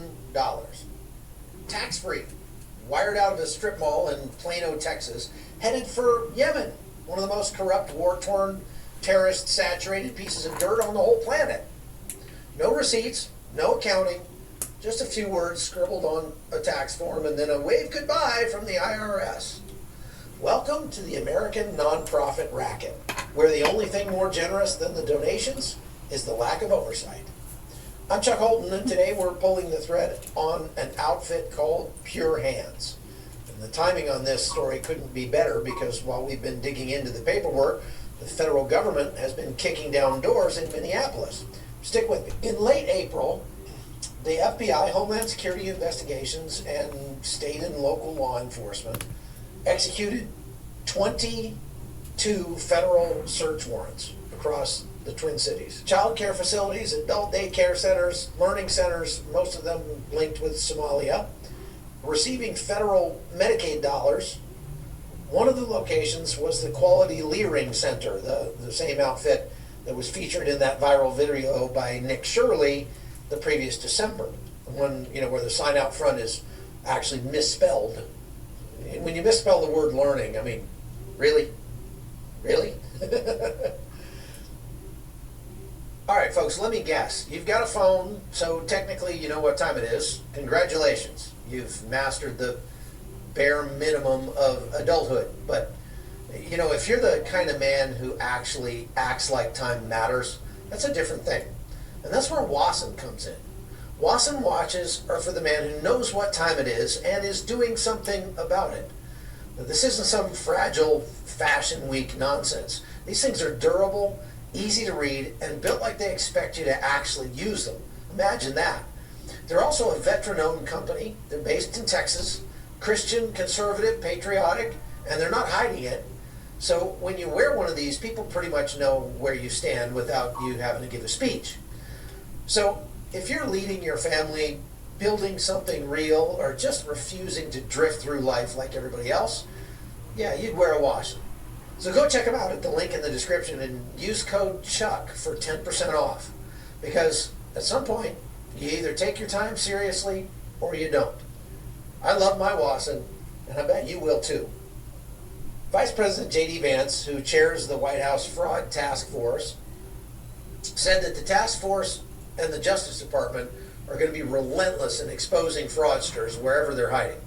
Even Governor Tim Walz, who dropped his re-election bid earlier this year over the Feeding Our Future scandal, said, if you commit fraud in Minnesota, you're going to get caught. Yeah, good luck with that. How come they didn't get caught by him?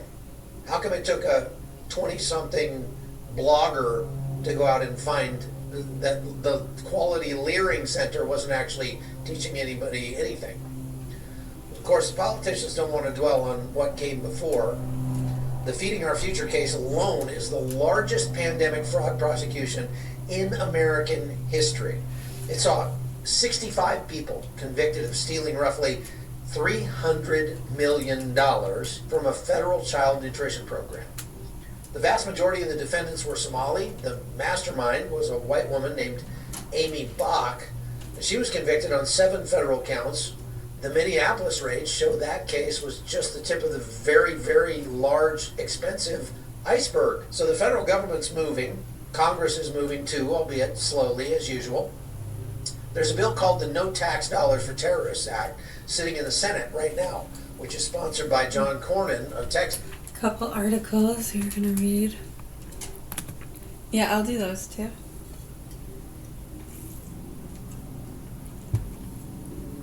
Which ones?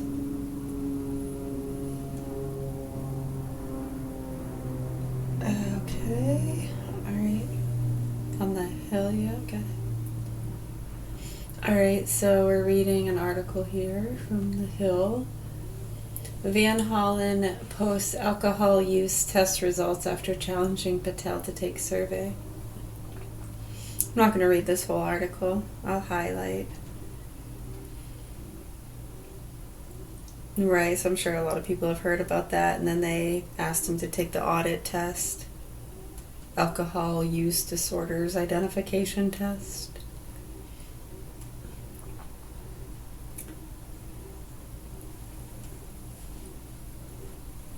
Right, so Cash said he'd take the alcohol use disorders identification test.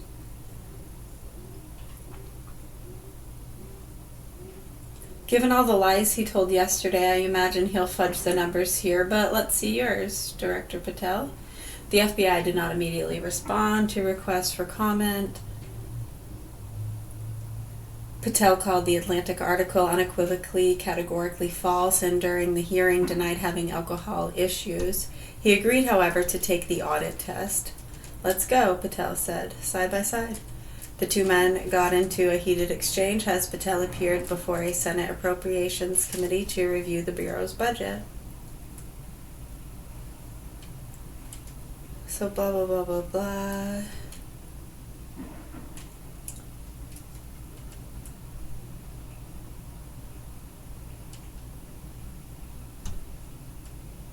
They're talking about staged events and deporting people mistakenly. Yeah, they do that stuff all the time.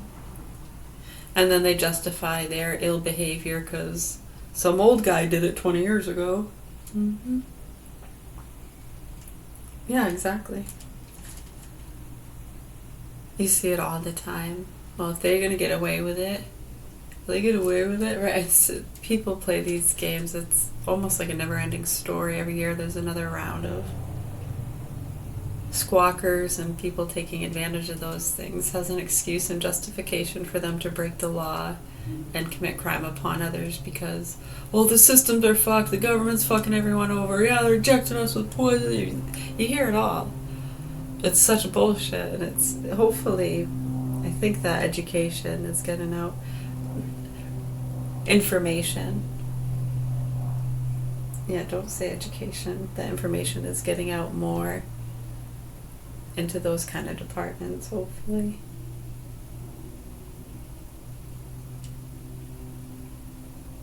It is. A lot of it is common knowledge. To some. And some it's unheard of.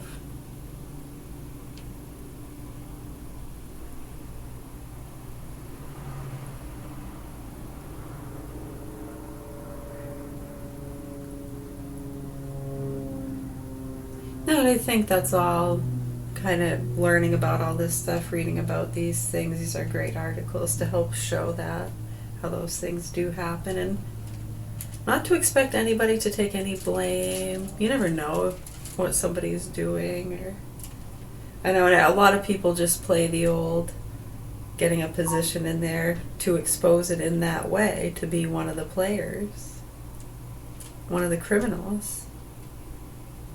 And it shows you, look, it's how they do it. That's how they get away with it. Look. I know, you just have a lot of that. It's gotten very crazy. Yeah, no, they were talking about, accusing him of, he was accusing Holland of drinking margaritas while visiting and mistakenly deported a man in El Salvador. And Holland said at the time that was an obvious stunt staged by Salvadorian president. Right, so it's like you have all this crap going on with that kind of stuff.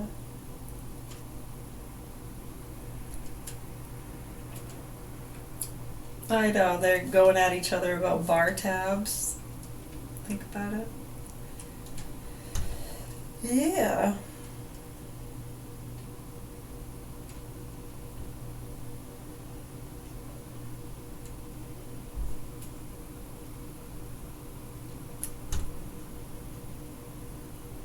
Blah, blah, blah, blah, blah, blah, blah. During Tuesday's hearing, Van Hollen pointed to the Atlantic story and arguing for oversight of Patel's work habits.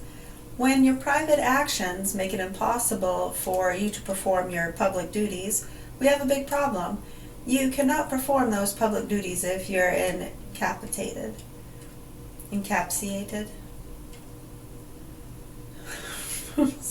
Whatever Holland said to Patel during the hearing. What did I say? Incapacitated? That's what it is, right? Incapacitated?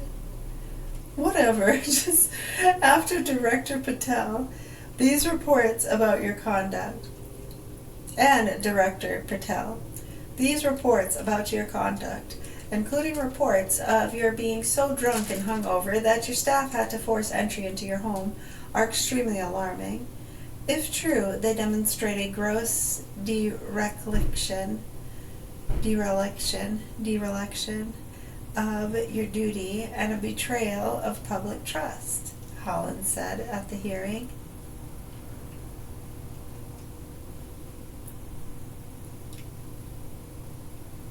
Interesting.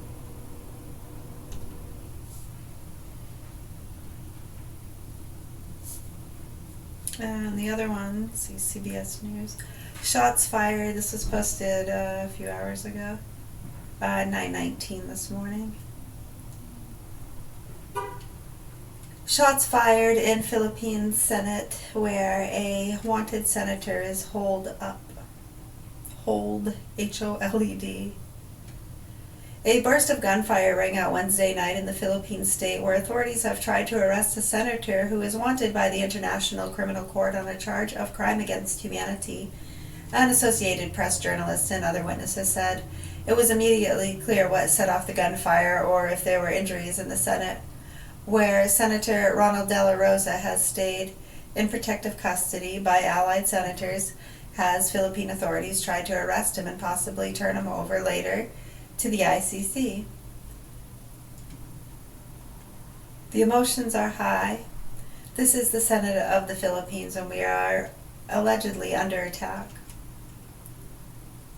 On Monday, the ICC unsealed an arrest warrant for De La Rosa, a former national police chief who was first enforced a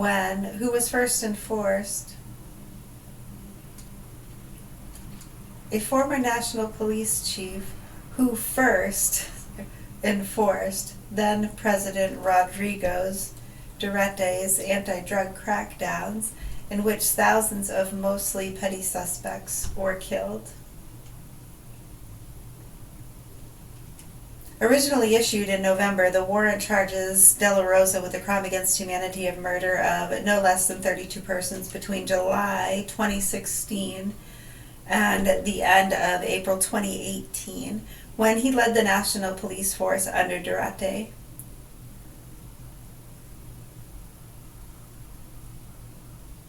De La Rosa, 64, has vowed to fight the ICC arrest order and said that he would seek all legal remedies.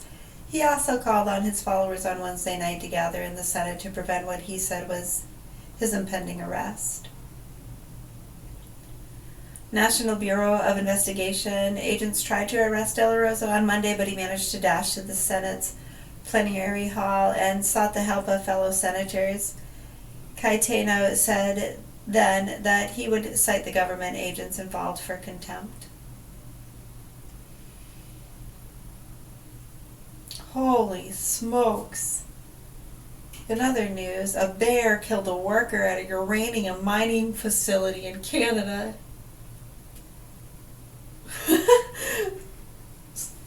Not funny that someone was killed. Just someone in class was like, holy smokes, and someone else said, they have uranium mining facility in Canada?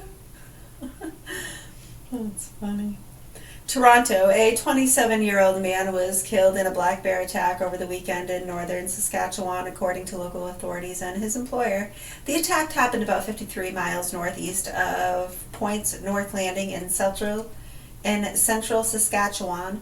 The province's Ministry of Community Safety confirmed in a statement to CBS News. The ministry said the Regional Conservation Service's Wildlife Human Attack Response Team was investigating the incident, adding, "Our thoughts are with his family, friends, and loved ones during this difficult time." Was an independent contractor working at a facility belonging to the Vancouver-based Uranium X Discovery Corp. He encountered the bear over the weekend at a remote uranium exploration site, the company said in a statement on its website. "We are deeply saddened by this tragic loss. Our thoughts and deepest condolences go out to the family, friends, and colleagues of the deceased. The safety and well-being of our employees, contractors, and all personnel working on our projects is and will always remain our highest priority," said Uranium X CEO Esam Baldku in the statement.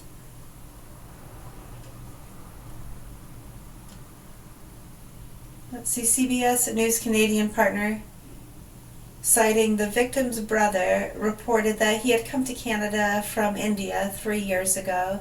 The black bear involved in the incident was euthanized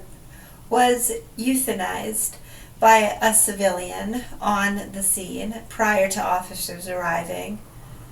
The Provincial Ministry of Community Safety said in its statement to CBS News, the animal was then transported to a regional veterinary college for necropsy.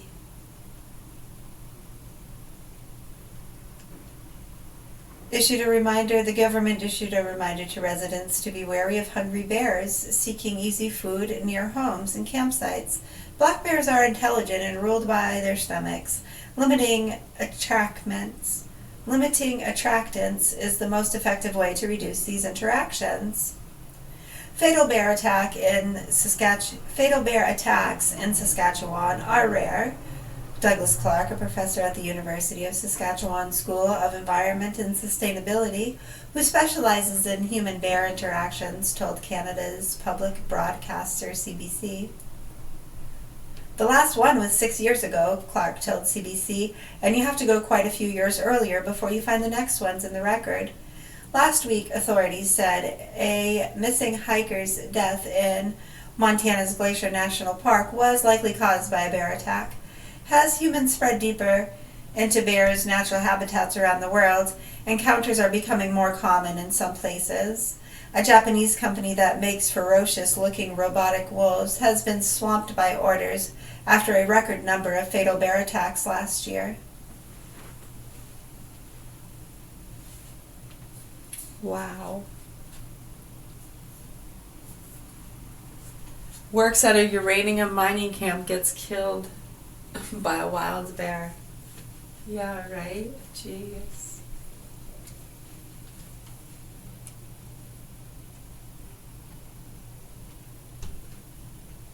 You have to be really, really careful. And again, you have some of those things happening kind of stingy, you know? Chuck Holton here. $750 million. And the most places you would least expect, you know? Headed for Yemen, one of the most corrupt, war-torn, terrorist-saturated pieces of dirt on the whole planet. No receipts, no accounting. Well, I mean, they can, you know, have one of them carrying cages right on the back of it. And then a wave goodbye from the IRS. Welcome to the American nonprofit racket, where the only thing more generous than the donations is the lack of oversight. I'm Chuck Holton, and today we're pulling the thread on an outfit called Pure Hands. The timing on this story couldn't be better because while we've been digging into the paperwork, the federal government has been kicking down doors in Minneapolis. Stick with it. In late April, the FBI, Homeland Security Investigations, and state and local law enforcement executed 22 federal search warrants across the Twin Cities. Child care facilities, adult daycare centers, learning centers, most of them linked with Somalia, receiving federal Medicaid dollars. One of the locations was the Quality Leering Center, the same outfit that was featured in that viral video by Nick Shirley the previous December. One, you know, where the sign out front is actually misspelled. When you misspell the word learning, I mean, really? Really? All right, folks, let me guess. You've got a phone, so technically you know what time it is. Congratulations. You've mastered the bare minimum of adulthood. But, you know, if you're the kind of man who actually acts like time matters, that's a different thing. And that's where WASM comes in. WASM watches are for the man who knows what time it is and is doing something about it. So this isn't some fragile fashion week nonsense. These things are durable, easy to read, and built like they expect you to actually use them. Imagine that. They're also a veteran-owned company. They're based in Texas, Christian, conservative, patriotic, and they're not hiding it. So when you wear one of these, people pretty much know where you stand without you having to give a speech. So if you're leading your family, building something real, or just refusing to drift through life like everybody else, yeah, you'd wear a wash. So go check them out at the link in the description and use code CHUCK for 10% off. Because at some point, you either take your time seriously or you don't. I love my WASM, and I bet you will too. Vice President J.D. Vance, who chairs the White House Fraud Task Force, said that the task force and the Justice Department are going to be relentless in exposing fraudsters wherever they're hiding. Even Governor Tim Walz, who dropped his re-election bid earlier this year over the Feeding Our Future scandal, said, if you commit fraud in Minnesota, you're going to get caught. Yeah, good luck with that. How come they didn't get caught by him? How come it took a 20-something blogger to go out and find that the Quality Leering Center wasn't actually teaching anybody anything? Of course, the politicians don't want to dwell on what came before. The Feeding Our Future case alone is the largest pandemic fraud prosecution in American history. It saw 65 people convicted of stealing roughly $300 million from a federal child nutrition program. The vast majority of the defendants were Somali. The mastermind was a white woman named Amy Bach, and she was convicted on 7 federal counts. The Minneapolis raids show that case was just the tip of the very, very large, expensive iceberg. So the federal government's moving. Congress is moving too, albeit slowly as usual. There's a bill called the No Tax Dollars for Terrorists Act sitting in the Senate right now, which is sponsored by John Cornyn of Texas and Tim Sheehy of Montana. And that would let the Treasury Department revoke the tax exempt status of any nonprofit providing material support to terrorist organizations. There's the Foreign Grant Reporting Act, which would force 501c organizations to disclose every foreign grant recipient, including subgrantees, on their annual IRS returns. Then there's the Think Tank and Nonprofit Foreign Influence Disclosure Act, the FRONT Act they call it, and a stack of others that are all aimed at the exact same problem. Nonprofits being used as money laundromats for hostile foreign actors. It's happening far too much. So the will is finally there in Washington. The question is whether anybody is going to look in the right places, because while the FBI is hauling boxes out of child care centers in Minneapolis, the largest single Islamic-affiliated charity in America is operating in the open with publicly filed tax forms, sending $750 million to Yemen. And apparently, nobody's bothered to ask the obvious questions. So let's walk through it. Pure Hand for Mankind Incorporated, they go by Pure Hands, is the single largest Islamic-affiliated nonprofit in the United States. In 2024 alone, they pulled in just under $214 million. $214 million. The next closest organization in their lane is like $60 million behind them. The numbers tell the story. 99% of that revenue, they say, comes from direct contributions, charitable contributions. They started in 2013 with a modest operation. After 2020, the numbers go vertical, from a few $1 million a year to over $200 million a year. That's not organic growth. That's like a fire hose of cash. Now, you might be asking the same question I asked. Where does all that money come from? Is the American taxpayer subsidizing this directly the way we're subsidizing just about every dadgum thing else in the whole country? Like those Minneapolis daycares allegedly billing Medicaid for kids that they never served? The answer, as far as I can tell from the public record, is no. Pure Hands does not appear on usaspending.gov as a recipient of federal grants. They're not pulling USAID money. They're not on the Medicaid trough. Their own tax filings claim that 99% of revenue is private contributions, with the other 1% coming from a single annual fundraising dinner. So no problem, right? Well, who's writing those checks? Pure Hands is what they call a zakat eligible charity. Zakat is the Islamic religious obligation to give roughly 2.5% of your income every year to the poor. It's one of the 5 pillars of Islam. And during the month of Ramadan, that giving spikes dramatically as observant Muslims try to maximize what they believe are the spiritual rewards from that. Pure Hands runs aggressive Ramadan campaigns, including automated daily giving for the last 10 nights of the holy month, which are considered the most spiritually valuable. So the donors are private, mostly Muslim American families, mosques, congregations, diaspora communities, particularly those with ties to Yemen. Some of it's small recurring donations from working class immigrants who genuinely believe their $5 a month is feeding starving children. And some of it almost certainly is much larger contributions from wealthier donors and even overseas networks routing money through American tax-exempt channels. But pause on that demographic for a second, because there's an uncomfortable wrinkle here that nobody wants to talk about. Everything is so expensive.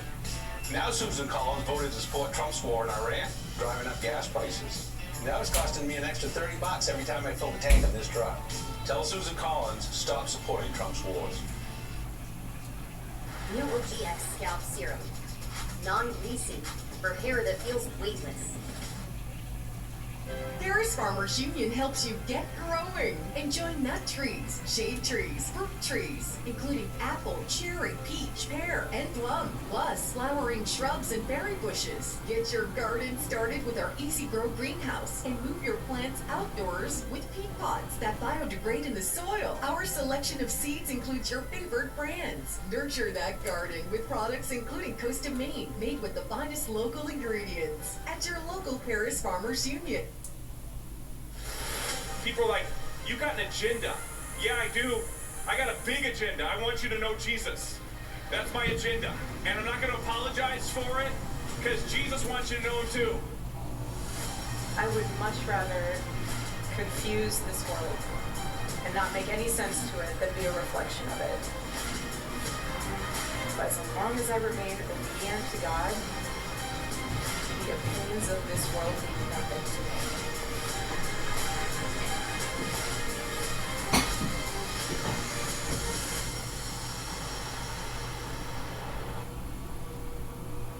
The Center for Immigration Studies, which is run by a friend of mine, released a report in late 2025 looking at welfare consumption among the Somali community in Minnesota, which is one of the largest Yemeni-adjacent Muslim immigrant populations in the country.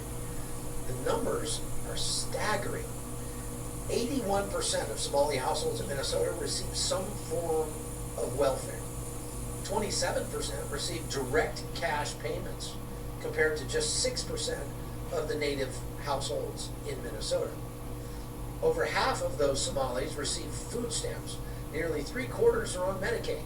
Even Somalis who've been in the United States for more than 10 years are still on welfare at a rate of 78% compared to 21% for native-born households. Minnesota's own state demographer confirmed the trend. 84% of people of Somali ancestry in Minnesota, not just immigrants, but the whole community, benefit from public assistance programs, mostly Medicaid. SNAP usage among Somali Americans nationally runs about 42%, more than 3 times the rate of the general American population. Yemeni households show similar patterns in the census data, with welfare participation rates well above the national average. Now here's where it gets philosophically interesting. Zakat in Islam is technically owed only on wealth above a certain threshold called nisab. Roughly $13,000 in gold or $1,500 in silver, depending on which Islamic school you follow. So a single mom on TANF and Medicaid with $200 in her checking account doesn't technically owe zakat under the strictest interpretation. But that's not really how it works in practice. Many lower-income Muslims still give what they can during Ramadan because the spiritual pressure is enormous. And more importantly, when the federal government picks up the cost of food, healthcare, housing, childcare, etc. for a household, every dollar that household actually earns through work, side hustles, community pooling, whatever, becomes available to flow upstream to organizations like Pure Hands. Welfare is fungible. It frees up disposable income for everything else, including charitable giving to overseas Islamic causes. So when we talk about who's funding Pure Hands, we should be honest about what we're really looking at. We're looking at a community where the federal government is paying the rent, paying for the kids' health insurance, paying for the groceries, and the surplus, in some cases at least, is getting channeled through a tax-exempt pipeline to Yemen, where it disappears into a war zone with no documentation. The American taxpayer is not directly funding Pure Hands, but but the American taxpayer is subsidizing them in two distinct ways. First, through the welfare programs that free up household budgets for charitable giving, and second, through 501c3 status itself, because every dollar Pure Hands receives is a dollar that doesn't get taxed. And every dollar the donor gives is a deduction off their personal return. That's how 501c3 status works. It's a tax expenditure. We, the people, are the silent partners in every charitable contribution made in this country, whether we know about it or like it or not. And with 750 million silent partner dollars get wired to Yemen with zero accountability, that becomes our problem. It really does. So where's it all going? It's going to Yemen. We know this because they actually wrote it down. It's buried in something called their Schedule F on their tax filings, which is the form nonprofits have to use to disclose foreign activity. Pure Hands lists the money under the heading Disaster and Poverty Relief. Let me walk you through the receipts. In 2017, they sent $1.5 million in cash and almost $16 million in what they call medical equipment. In 2021, that medical equipment line jumps to over $110 million. By 2023, it's $180 million. In 2024, $200 million. Add it all up, 2017 through 2024, and Pure Hands sent $750 million to Yemen. 28.7 million of that was straight cash. $200 million worth of unspecified medical gear shipped into a country where Iran-backed Houthis control most of the population centers. That's a little sketchy. Where the United States has been actively bombing terrorist infrastructure for a decade there in Yemen, they're receiving these funds. But we don't know what they're doing with it. The State Department, the Treasury, the United Nations all openly admit they can't reliably track aid once it crosses the border. So where's it going? And the only description on the tax form No, is I the was phrase laughing at medical equipment. That's his, it. what do you We have call no it? idea what Tag they're picture? Could be weapons. Now let's talk about the man running this operation. His name is Mohammed Al-Haji. I like the front. He's the president and chairman of Pure Hands. He also happens to be the owner of a second organization, an Islamic endowment, or what they call a waqf. And that one is fascinating because it doesn't bank in the United States, it banks in... Tim Dillon reacted to the people who have been quarantined on a cruise ship after being infected with the hantavirus in South America during episode 495 of The Tim Dillon Show. Hantavirus, friend of the show. Let's listen to this gentleman. I normally wouldn't make a video like this, but I feel like I need to say something, so I wrote a few things down. Can you stop this for a minute? Why does everyone feel they need to say something? I know he feels like he's dying and it's sad and it's horrible, and I get it. But here's the deal. You're sitting there in a green shirt and you go, I feel like I need to say something. Here's the what he should say. We're pretty f***ed. There's hantavirus here. It's a real thing. It's not just a story. And we realize that it is a very dangerous outbreak, and even with the best tracking of people and everything, it's gonna pose an unnecessary risk. We don't need another pandemic. We haven't even recovered from the last one. So I've made this video to ask the government to strike our boat with a missile and kill us instantly so that the rest of the world can live. Love you, Mom. Love you, Dad. But let's see what he actually says. That's the selfless thing. The selfless thing for all these people to do on this hantavirus ship is to take their own life. Selflessly. They should all walk the plank. No! They should walk the plank, an old school pirate plank. The Trump administration, with my full support, I'll be back. JD Vance, stop telling people you don't like me because I got a big mouth, by the way. Tim Dillon reacted to the people. And that one is fascinating because it doesn't bank in the United States, it banks in Turkey. Yeah, that Turkey, the same Turkey that's been a soft landing pad for Hamas leadership, that hosts the Muslim Brotherhood, that supports the Islamic State, and that under Erdogan has cheered on every anti-Western movement from Gaza to Tehran. Al-Haji set up the American side as a Texas nonprofit in October of 2020. It's now listed as inactive in Texas, but the Turkish version is alive and well. It's registered in Istanbul as an Islamic endowment, and it lists bank accounts at 5 different Turkish banks complete with international SWIFT codes for receiving wire transfers in dollars, euros, and lira from anywhere in the world. 3 of those banks operate under what's called Islamic finance. And the Turkish endowment publicly states that in 2019, it signed a cooperation agreement with, wait for it, Pure Hands. Same Pure Hands sitting in Plano, Texas. So you have an American charity collecting tax-free donations from American Muslims, controlled by the same guy who runs a Turkish endowment with 5 Turkish bank accounts, sending $750 million into Yemen with no documented trail of where it ends up. If your fraud detection alarm isn't going off right now, you better go check the batteries. It gets worse though. One of the directors at Pure Hands is a man named Nasser Goba. Another figure deeply tied to this network is Sheikh Abdul Hakim Ali Mohammed. That's his full name. He's an American imam who studied at the Islamic University of Medina in Saudi Arabia. It's the same Saudi institution that has spent decades exporting Wahhabi clerics around the world. He served as imam in New York, Detroit, Nashville, Fort Worth, and he's tied to a stack of Islamic umbrella organizations, including the Assembly of Muslim Jurists of America and the Islamic Circle of North America, ICNA, which has well-documented connections to a South Asian Islamist movement called Jamaat-e-Islami. It's based in Pakistan and linked at various points to political violence and extremism. None of this is a coincidence.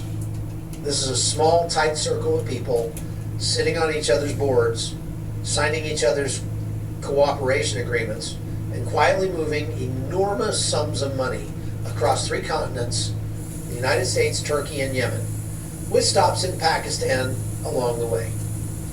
Now, am I telling you that Pure Hands is funneling money to terrorists?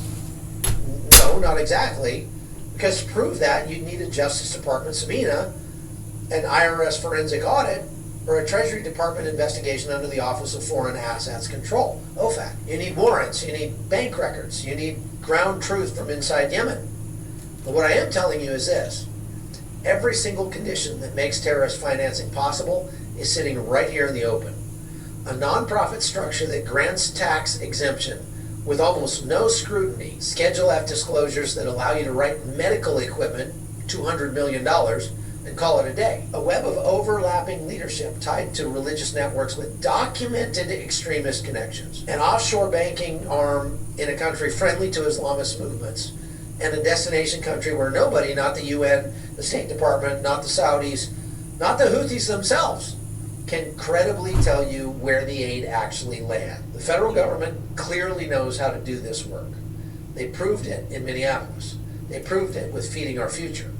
They've got a sitting vice president chairing a fraud task force, a Treasury Department with the legal authority to designate terrorist financiers, and a Congress that's finally drafting bills with actual teeth. So the capability exists.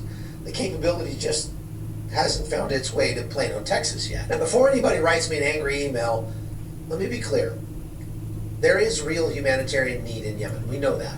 Children are starving. There's probably more people that have starved to death there in modern history than any other country. Hospitals have been flattened. The crisis is certainly genuine. We're not disputing any of that. But what is in dispute is whether the system we've built to address that crisis can actually distinguish between aid that feeds a starving child and aid that buys a Houthi rocket. Right now, on paper, it can't. So that's where we are, at least for now. The FBI is pulling boxes out of child care centers in Minneapolis. Congress is moving bills. The vice president's talking tough as usual. And meanwhile, the largest Islamic-affiliated charity in the country just keeps growing. The money keeps flowing to Yemen, and the 990s keep getting filed with the same vague language. $200 million in medical equipment. Take their word for it. I don't take their word for it. And I don't think you should either. If the recent raids in Minneapolis tell us anything, it's that the dam is finally cracking on this stuff. The political will exists, the legal tools exist, the investigators exist. What's missing is somebody at the Justice Department or the Treasury or IRS or somebody deciding that a Texas nonprofit moving $750 million to a war zone with no documentation deserves the same scrutiny as a Minneapolis daycare allegedly billing for kids it doesn't serve. So if you found this helpful, please share it with your friends. Send it out to anybody who still believes the nonprofit sector polices itself. And if you want more reporting like this, the kind that actually follows the money, head over to chuckholton.com and become a supporter over there. The members keep the lights on, they get early access, they get extra content, and they join me on monthly calls where we can go deeper into stories like this one. Question everything, and I'll see you on the next one. I needed to prioritize myself, and being in the apprenticeship, this was that opportunity for me. How's it going, man? I just don't want you to get in the car. Just give me your keys. No, I can't do that. Why? I'm so serious. You're gonna get tased. Don't move. Stop. Stop. Stop. Get out. Get on the ground. Get on the ground right now. Right now. In December 2024, in Alachua County, Florida, what started as just camping on protected land quickly became anything but. Wildlife officers expected a routine removal, but the encounter escalated fast. What color is the vehicle? That's a Kia. Yeah. Okay, yeah, that's alright. Alright, let me just follow you. Sure. Okay.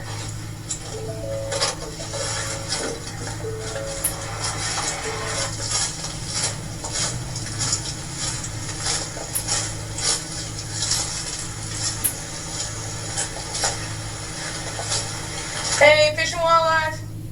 How's it going, man? You might open the tent for me? Coming on out. Any weapons in there? Alright, just leave the knife where it's at. Okay, come on out for me. Appreciate it, thank you. Yeah, just going out. How's it going, man? Alright, just camping. Just camping? Yeah. Okay. I just wanted to get out for a while. I gotcha.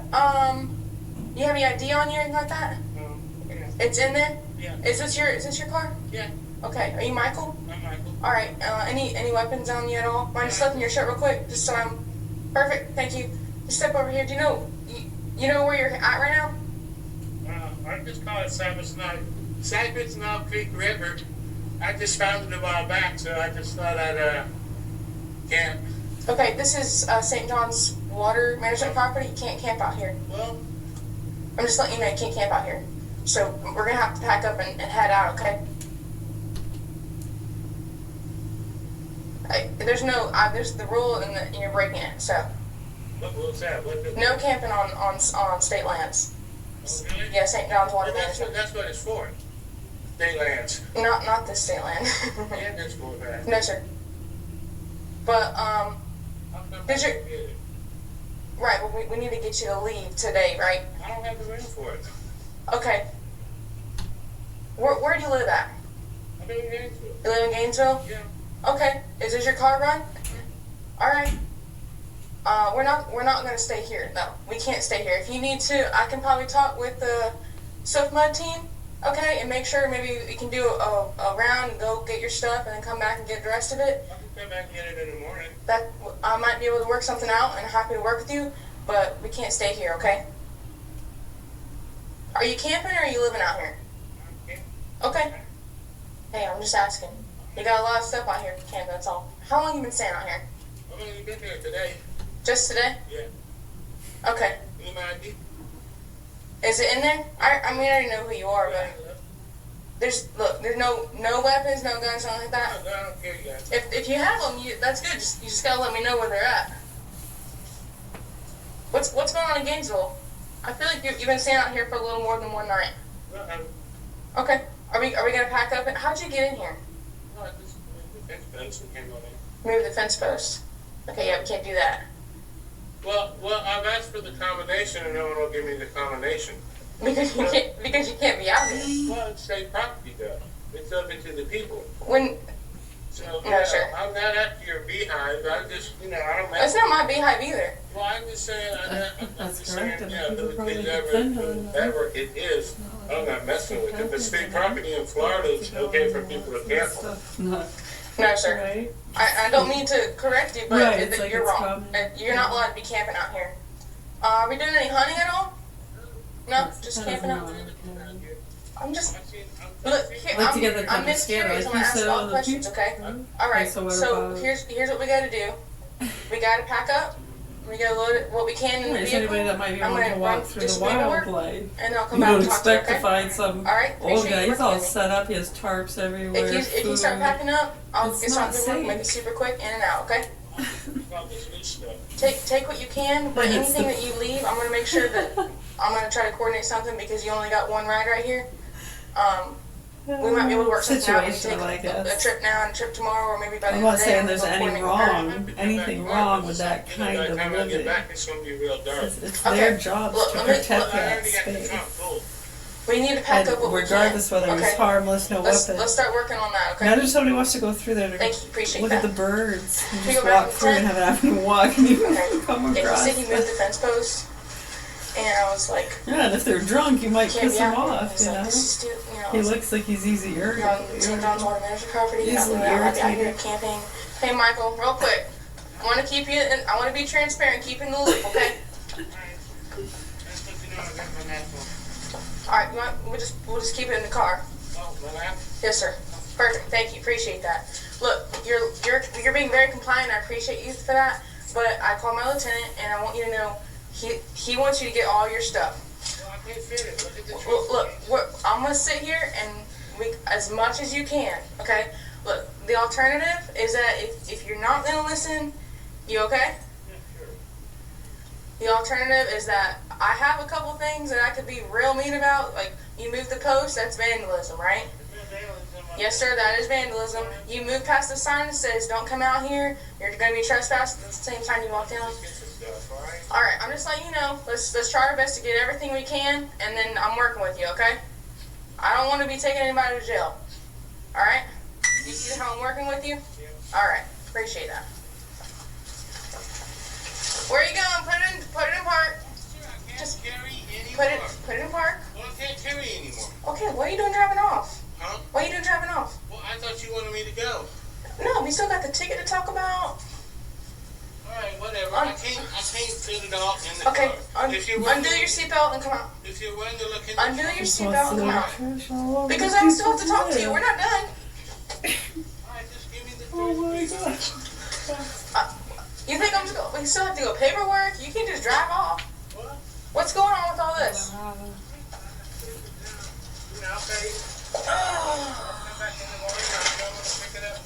Alright.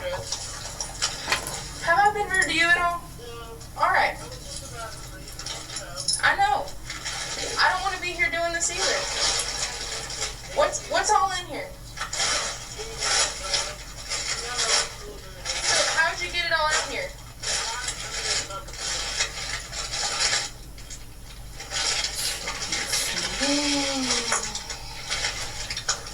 Michael, you're making this complicated for me. Well, I didn't want to all get rained on. I know you don't, but... Can I come back out and pick it up in the morning? No, we can't do that. They don't want you back out here. Well, just throw it away.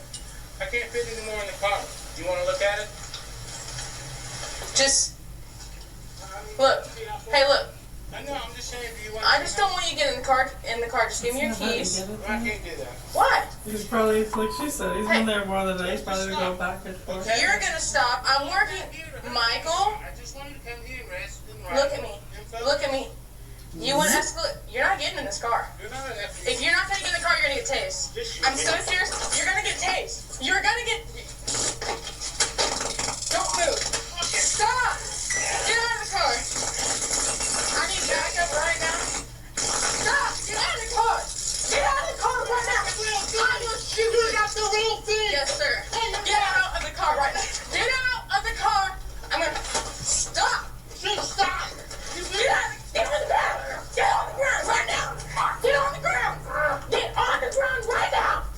Michael, it's too excessive with me. Get on that face. Let me. Help me.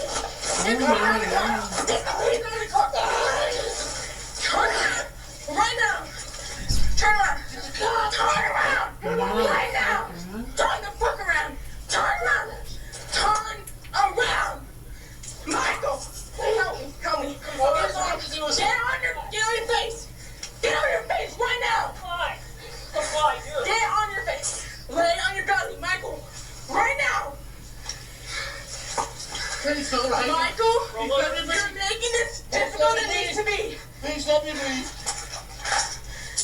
Put your arms behind your back right now. No, you're going to suffocate me. Right now. You'll suffocate me. Get. You'll suffocate me. Put your arms behind your back right now.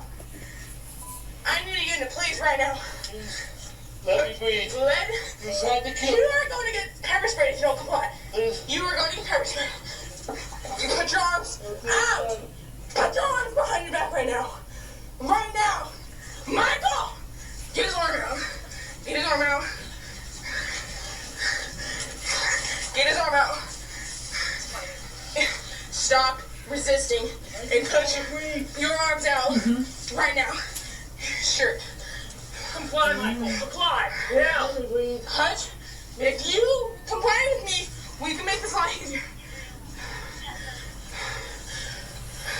Subject is not complying. Another unit, please. Give me your hand right now. Michael, listen. No, sir. You are. Where we were able to determine they were in train cars.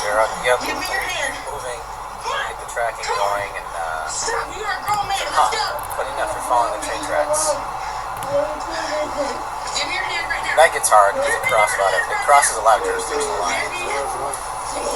So we try to notify the agencies, ahead of where it's at, to try and intercept it. You aren't bleeding. If you listen, this is what. Give me your hand. God damn it, give me your hand. Give me your hand. Give me your hand. Give me your hand. Give me your hand.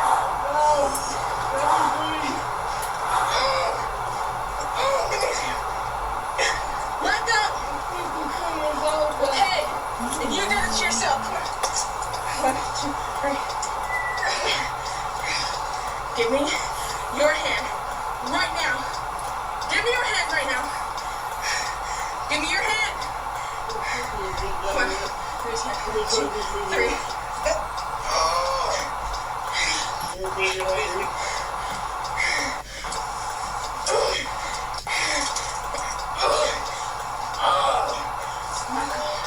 Let go right now. Yeah, we were hoping to start at 12:15 or 12:30, but Subject's still not in handcuffs. Please come. police work got in the way. We ended up having a late start.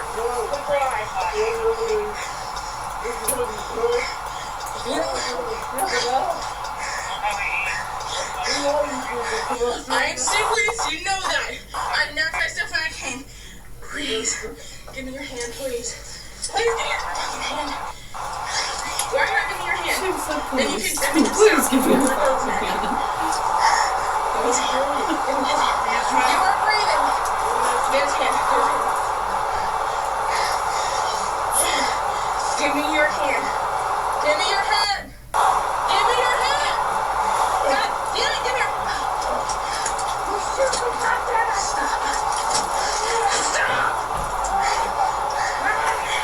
These St. Paul coppers who monitor these cameras, they are phenomenal at recognizing people. Which, I need to go, I was about to call up the sergeant that's in charge of it down there. Friday. Just kind of talk about camera stuff. But yeah, I know more about him. He's really good. The sergeant, he's really good. Yep, Chuchi's really good at it. And so good it annoys the rest of the guys. Chuchi's always calling stuff out. Yeah. Take a breath. Comply with me. Do you understand? Do you understand? You're fine. We are at the end of Route 219, Orange Creek Preserve. Go all the way back. My ABS active. Stop! Stop! Stop resisting. Given a very detailed description of a wanted suspect moving west of the district. Hey, listen. Michael, my name's Tess, okay? Take a deep breath. From that central Don't call, resist central anymore. snow. You made this way worse than this to me. Do you understand? You made this way worse. Which is Take a deep breath. one circumstance in which we really wish you could hear what was going on the radio. Because people with scanners have helped us solve a lot of crimes, find a lot of suspects. So please get an ET on my other unit. In fact, I want to say it was maybe about 2 years ago. In Clarence, Maryland, there was a murder. The suspect fled on a bike. And from what I know, there was absolutely nothing connecting the suspect and the victim. So really, there would have been nothing to go on in the But a woman who had a scanner heard the description, and like a mile and a half away, saw a guy fitting the description stash a bike in an alley and start walking back towards the scene. And I happened to be in the neighborhood and spotted a guy fit the description, and sure enough, it ended up being the murder suspect. And St. Paul got to the scene. Yeah, because that was a lot further than anyone would have thought that guy made. Because he broke the perimeter at that point. Yep, way past the perimeter. Yeah, it was almost up to Larkin. Yeah. Off of pretty far north.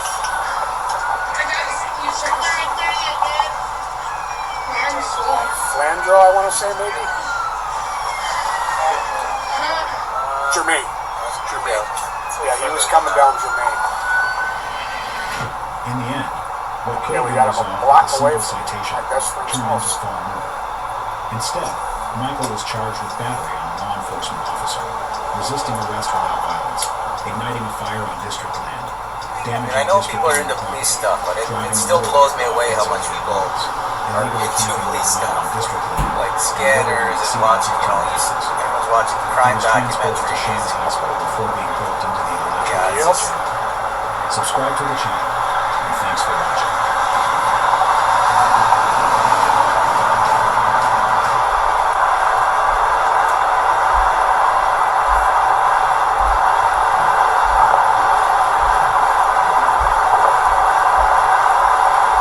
So yeah, we've got to mention that today is National Law Enforcement Memorial Day. And retired St. Paul officer Felicia Riley, who was grievously injured in the line of duty in May, in 2010, I'm not sure the month right now, but in 2010, suffered a traumatic brain injury, had to take a disability retirement eventually, and passed away last year as a direct result of those injuries. She has been added to the memorial wall in Washington, D.C. The St. Paul Police Federation took care of getting her entire family flown there and put up in a hotel. So kudos to the St. Paul Police Federation, and prayers to my sister in blue, Felicia Riley's family.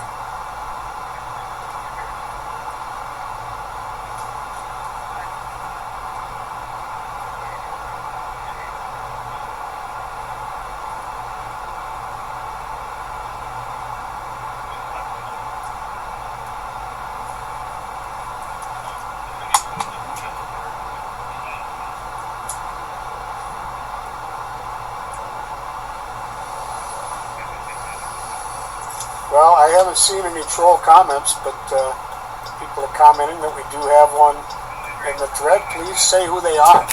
Don't just say we have one. Say who they are. So we review it and deal with it.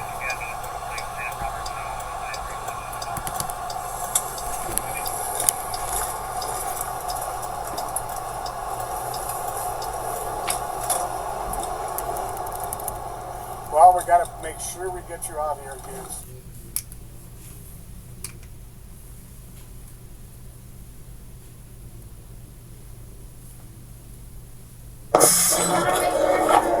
I'm sure he's on something.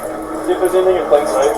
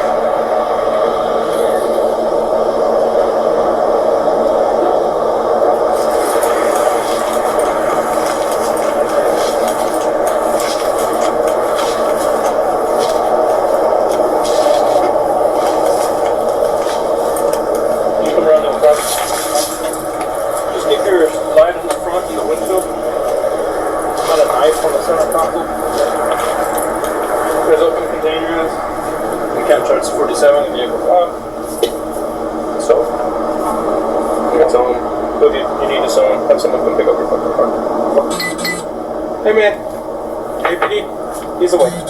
Albuquerque Police. APD. APD, man.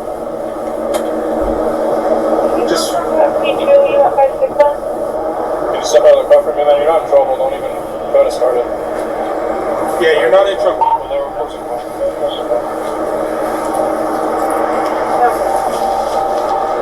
What's going on, man? You okay? Okay. Just stand up, get up. You're not in trouble. Just stand up and get out. Just don't have a seat for me on the car real quick, man.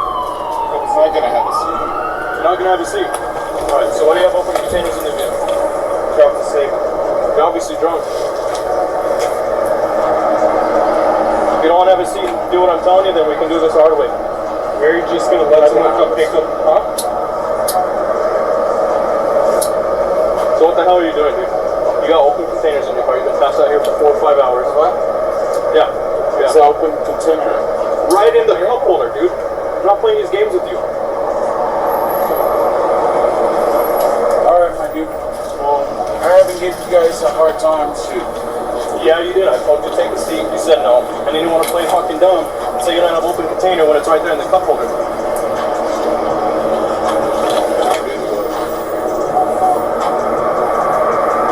What the hell are you doing? I'm going through a hard time. I can see that. Why do you think this is a good idea to do that, though? You realize you could hurt someone doing this. You could hurt yourself. I'm not hurting anybody. You're drunk. What if you got into a wreck? Don't justify drunk. Justify drunk? Don't justify drunk. I don't know what you mean. Shit, I haven't heard anything. So don't justify drunk. Yeah, I am drunk, but you could have hurt yourself. Am I hurting anybody? No, you guys caught me at the right time. Yeah, it's a right time. I haven't hurt anybody. I feel like a better time would have been if I saw you driving on the street drunk. Yeah, but I'm not on the street drunk. You guys fucking pulled up two cars deep. Yeah, because we had a call. That's how we fucking operate. Yeah, well, I'm a man, you guys are men. You guys know how men work. This isn't the right way to deal with whatever you're going through. We're not saying we don't. You're not really. I'm not even bringing that up. I said we all. No, you're bringing that shit. I said we all go through shit. What the fuck's your problem? Huh? Don't ask me what the fuck my problem. What the fuck have we done? Don't ask me what the fuck my problem is. Don't hit me with aggression today. Don't hit me with aggression, because that's not the way fucking police work. Yeah, well, this is. Don't ask me what the fuck my problem is. Okay. You hit me with what the fuck's your problem? Stop. I'm stopping. Fine. We could just charge you. We're just gonna have you call someone. Come get your car. Be cool with you. You want to be like that. The way you're acting.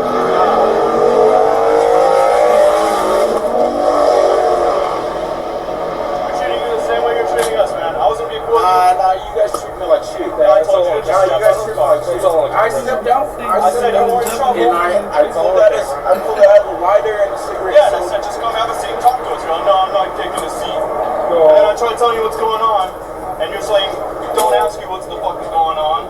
Yeah, well, when you ask me what the fuck's your problem, yeah, I'm gonna give you an attitude. Yeah, well, no, you were giving him attitude first. I gave you. Yeah, no, I'm gonna give you an attitude when you tell me what the fuck's your problem. Yeah, shit, I'm 100. Okay. You give us a problem right from the start. He's 100. I don't know what that means. Do you know what that means? No. You guys know what the fuck that means. We don't. You guys aren't illiterate. You guys aren't illiterate.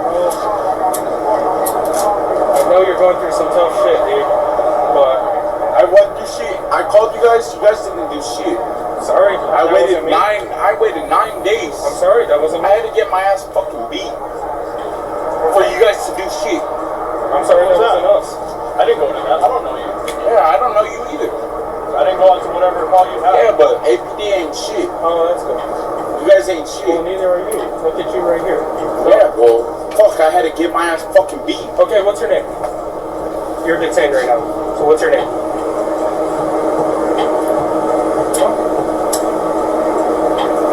You want to scoot? What's your name?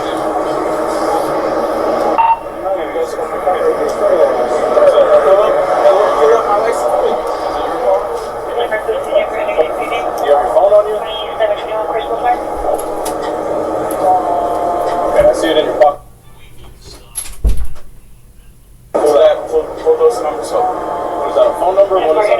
My fucking ID number. What is it again?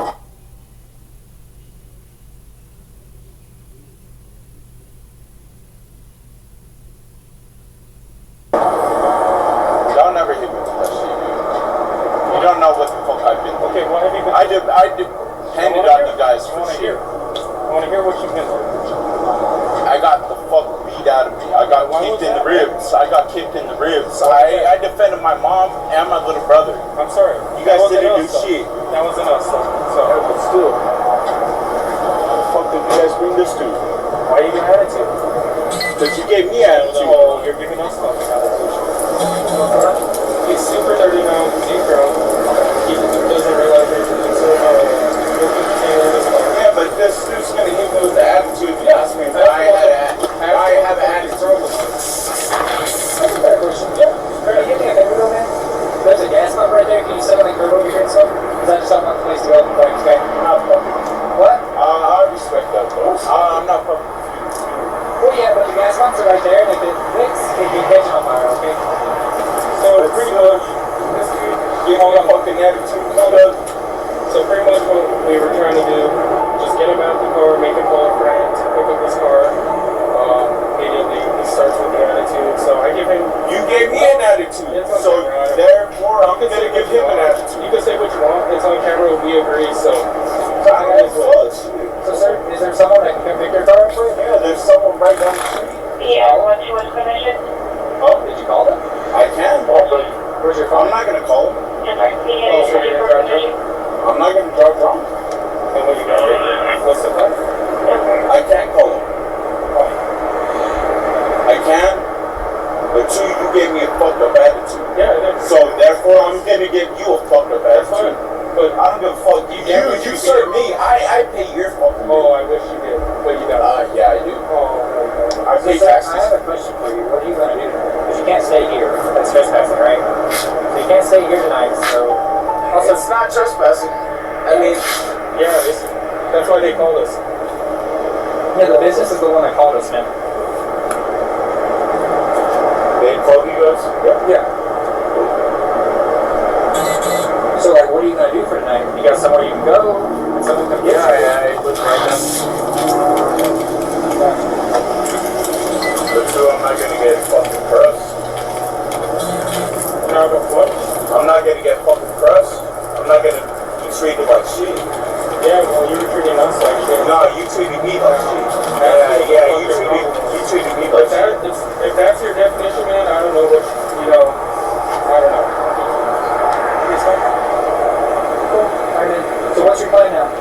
So I'm gonna get a fucking ride. That's what it is. Cool. So I'll turn the car off. Yeah, what about your car though? Is someone gonna pick it up for you? Oh, we don't want them to tow it, because they can call the tow truck and call no one ain't getting tow that shit. Well, the gas station can tow it. Yeah, that's why no one ain't getting tow it. No, that's a fact. No one ain't getting tow it. No one's gonna tow it, but they called on you, so that's why we're concerned that your car is gonna get towed. Can you sign it or anything? Okay. Alright, man, so here's the deal, okay? You gotta find somebody to come get you, or you gotta walk away? Well, I'm gonna call somebody. Okay, where's your phone? Yeah, I do have my phone. Okay, can you call somebody?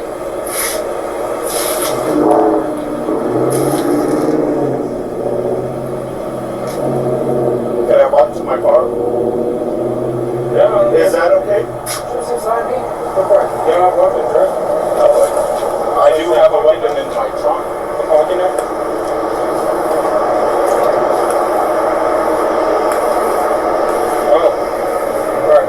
I'll give it back. No worries. I don't give a fuck.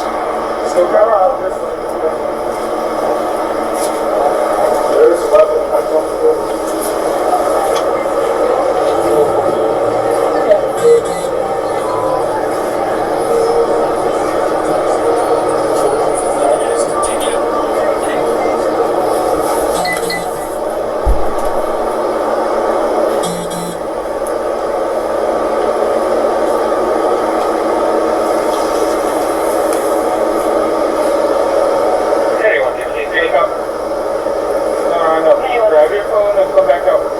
Yes, sir. 156. Heading on to anybody.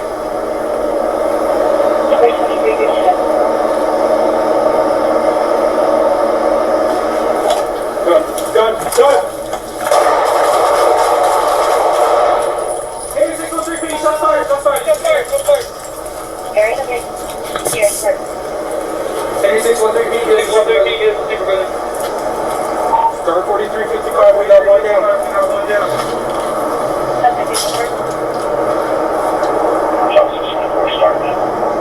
You guys good? We're good. Wet check yourself right now.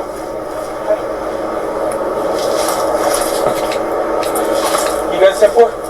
Alright. You okay? Yeah, I'm good, bro. Okay. 613, over, report to 10-4. Okay, I'll make you first report. Alright. Let's see moving. Sorry, we're gonna be right in front of the Bolero. Alright. Just come for me. Step that way. Go. I'm gonna have to step that way. One time.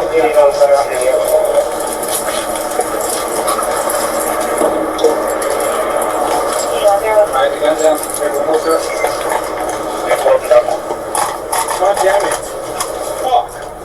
So sit down there, right? Yeah. Yeah. Fuck. God damn it, dude. Why the fuck? Have 43 step on that. Why the fuck, dude? It's okay, boys.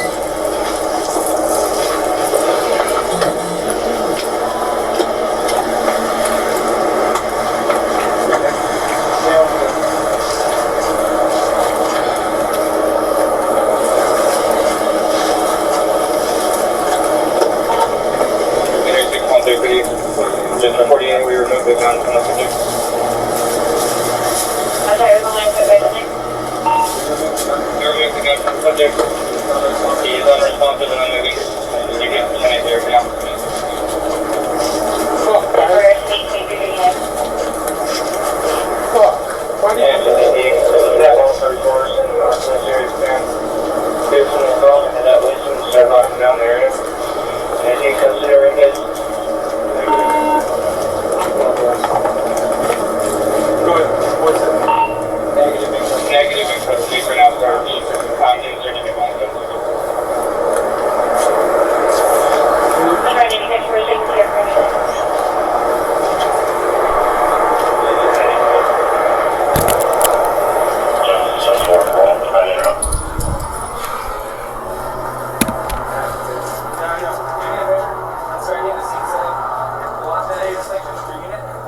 Catch him where he comes in from building trail, block that section off.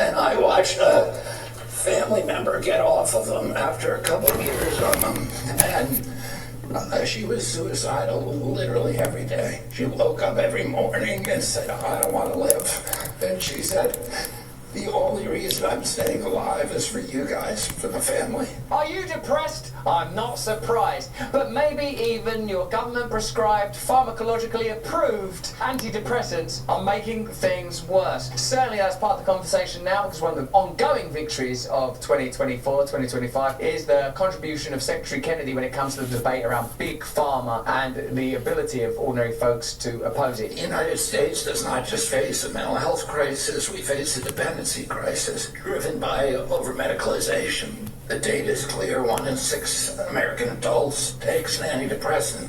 1 in 10 children are on prescription medication for their mental health. 30% of college students report using psychiatric medications in the past year. And in nursing homes, more than half of the residents are on prescribed antidepressants. That's not a marginal issue. This is a system-level pattern. Too many patients begin treatment without a clear understanding of the risks and how long they will stay on these drugs or how to come off of them. And that's not informed consent. We are going to fix it. I've taken SSRIs. I've been prescribed all manner of medication when I was younger. Now I try not to take anything at all, except the sweet, sweet glories of methylene blue to get the old mitochondria functioning good. You, Dave? Yeah, I don't take them now, but I've taken them before. I have seen a couple cases where it helped for a time. But to incubate you from suicide, maybe. Yeah, honestly. Yeah. What about you, Massey? What are you saying, mate? Yeah, I had a tinnitus once, and I went to the doctors about it, and first thing he did was just gave me some SSRIs. He was like, I'll just take these, it might go away. He didn't ask any questions. I had like a problem with a nerve in my neck, so when I moved my neck, the tinnitus went away. He didn't ask me any of the questions on this. He was like, just take this powerful mind drug, you may kill yourself, he gives it to you, just get out of my office, and there's one for Pfizer. Couldn't believe it. They just hand them out like nothing. What about you, mate? Yeah, never took anything. Yeah, I've taken like heroin, actually. Not today. He's right. You're a Secretary of your Health and Human Services when he says that there's an over-medicalisation, there is an appetite to prescribe. And obviously it goes beyond America, but it's pretty vivid here. Here, Kennedy, who's himself in recovery, compares heroin and SSRI withdrawal.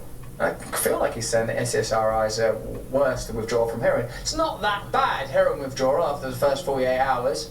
But then you're pretty much clear after that, it's the mental. After that, it's just a mental dependency. Really, once it's out of your system, 48 hours, you should be... it's just that really, why are we taking heroin in the first place? Well, because I'm in total despair. Why? Because I've realised that life is futile. Right, it's almost like the system your system almost forgets how to Is it like train spotting that withdrawal scene, that the baby on the ceiling and stuff like that? Oh, I didn't get no... There's quite a bit of it. I'm not. My mind in that area Kicky is legs is the hot and cold, not being able to get the right temperature. That's what it was like for me. What about you, Dave? Yeah, extreme restless, irritable discontent. Yeah, the kicky legs. Like now, a lot of people, I think, bail on that and take some heroin. I drank and smoked weed for the first couple that I did. But when you do it without any other drugs, oh man, that's a nightmare. It also depends how long they've been on it. The extent of it. And I think IV users get it a little bit worse just because they've gotten more potent. But I will say alcohol and benzos are notoriously a lot worse. Nicotine's no fun to withdraw from. Caffeine, like my wife, when we was on this trip just now to Miami, in the morning she was like, so I was like, have you drank, when did you last drink coffee? She was over 24 hours. I goes, you're in withdrawal, you poor desperate junkie of a woman. But I happen to be an actual expert on this because I was addicted to heroin for 14 years. I never wanted to be. I mean, the world has changed, isn't it? But you can have the Secretary of Health and Human Services. I'm actually an expert. I was addicted to heroin. Well, get the hell, you mad junkie. That's actual progress. And I went through cold turkey withdrawal probably over 100 times. And so I know what it's like, and it's not fun, but it is limited, it is finite in time. After 72 hours, it's over. So you just have to steel yourself for 72 bad hours. But I've watched people come off of SSRIs, and it's not even comparable. And I watched a family member get off of them after a couple of years on them, and she was suicidal literally every day. She woke up every morning and said, I don't want to live. And she said, the only reason I'm staying alive is for you guys, for the family. And that's heartbreaking to hear from a family member. And I've heard that from hundreds and hundreds of people. The same story again and again. It can be prolonged, and for many patients, it's completely unexpected. And the physicians handle this by saying, this is your original symptom, reasserting yourself. You need to get back on the SSRIs. This is a system failure. We're not going to ignore it. And let me be clear, if you are taking psychiatric medication, we're not telling you to stop. We're making sure that you and your clinician have the information and support to make the right decisions for you. Pretty encouraging level of vulnerability and honesty from a powerful political figure. Ben, you don't love him. Yeah, I love him. I love him. I think out of the whole crew, He's the most legit. But you see how hard it is for him to get stuff done? I mean, you have someone, I think he genuinely wants to just help people be healthy. Yeah, he genuinely does. Yeah. And especially kids. I mean, he's really focused on the next generations to come. And like how hard it is for him to get things through, and he's doing his best. I think he's an amazing example of what can be achieved through great leadership, but also an example of what can't be achieved because of systemic bias and resistance. Someone asked me the other day, how do you get a sense of what's going to happen next? I told them, I simply look out the window. But if that doesn't work, Polymarket. I check it out, it's extremely insightful. Basically, you're watching how thousands of people are betting on outcomes, political elections, big policy moves, even events you wouldn't expect. It's kind of like a live pulse on what people actually believe. You can see trends before they hit mainstream news. For me, it's not about gambling. I don't like gambling.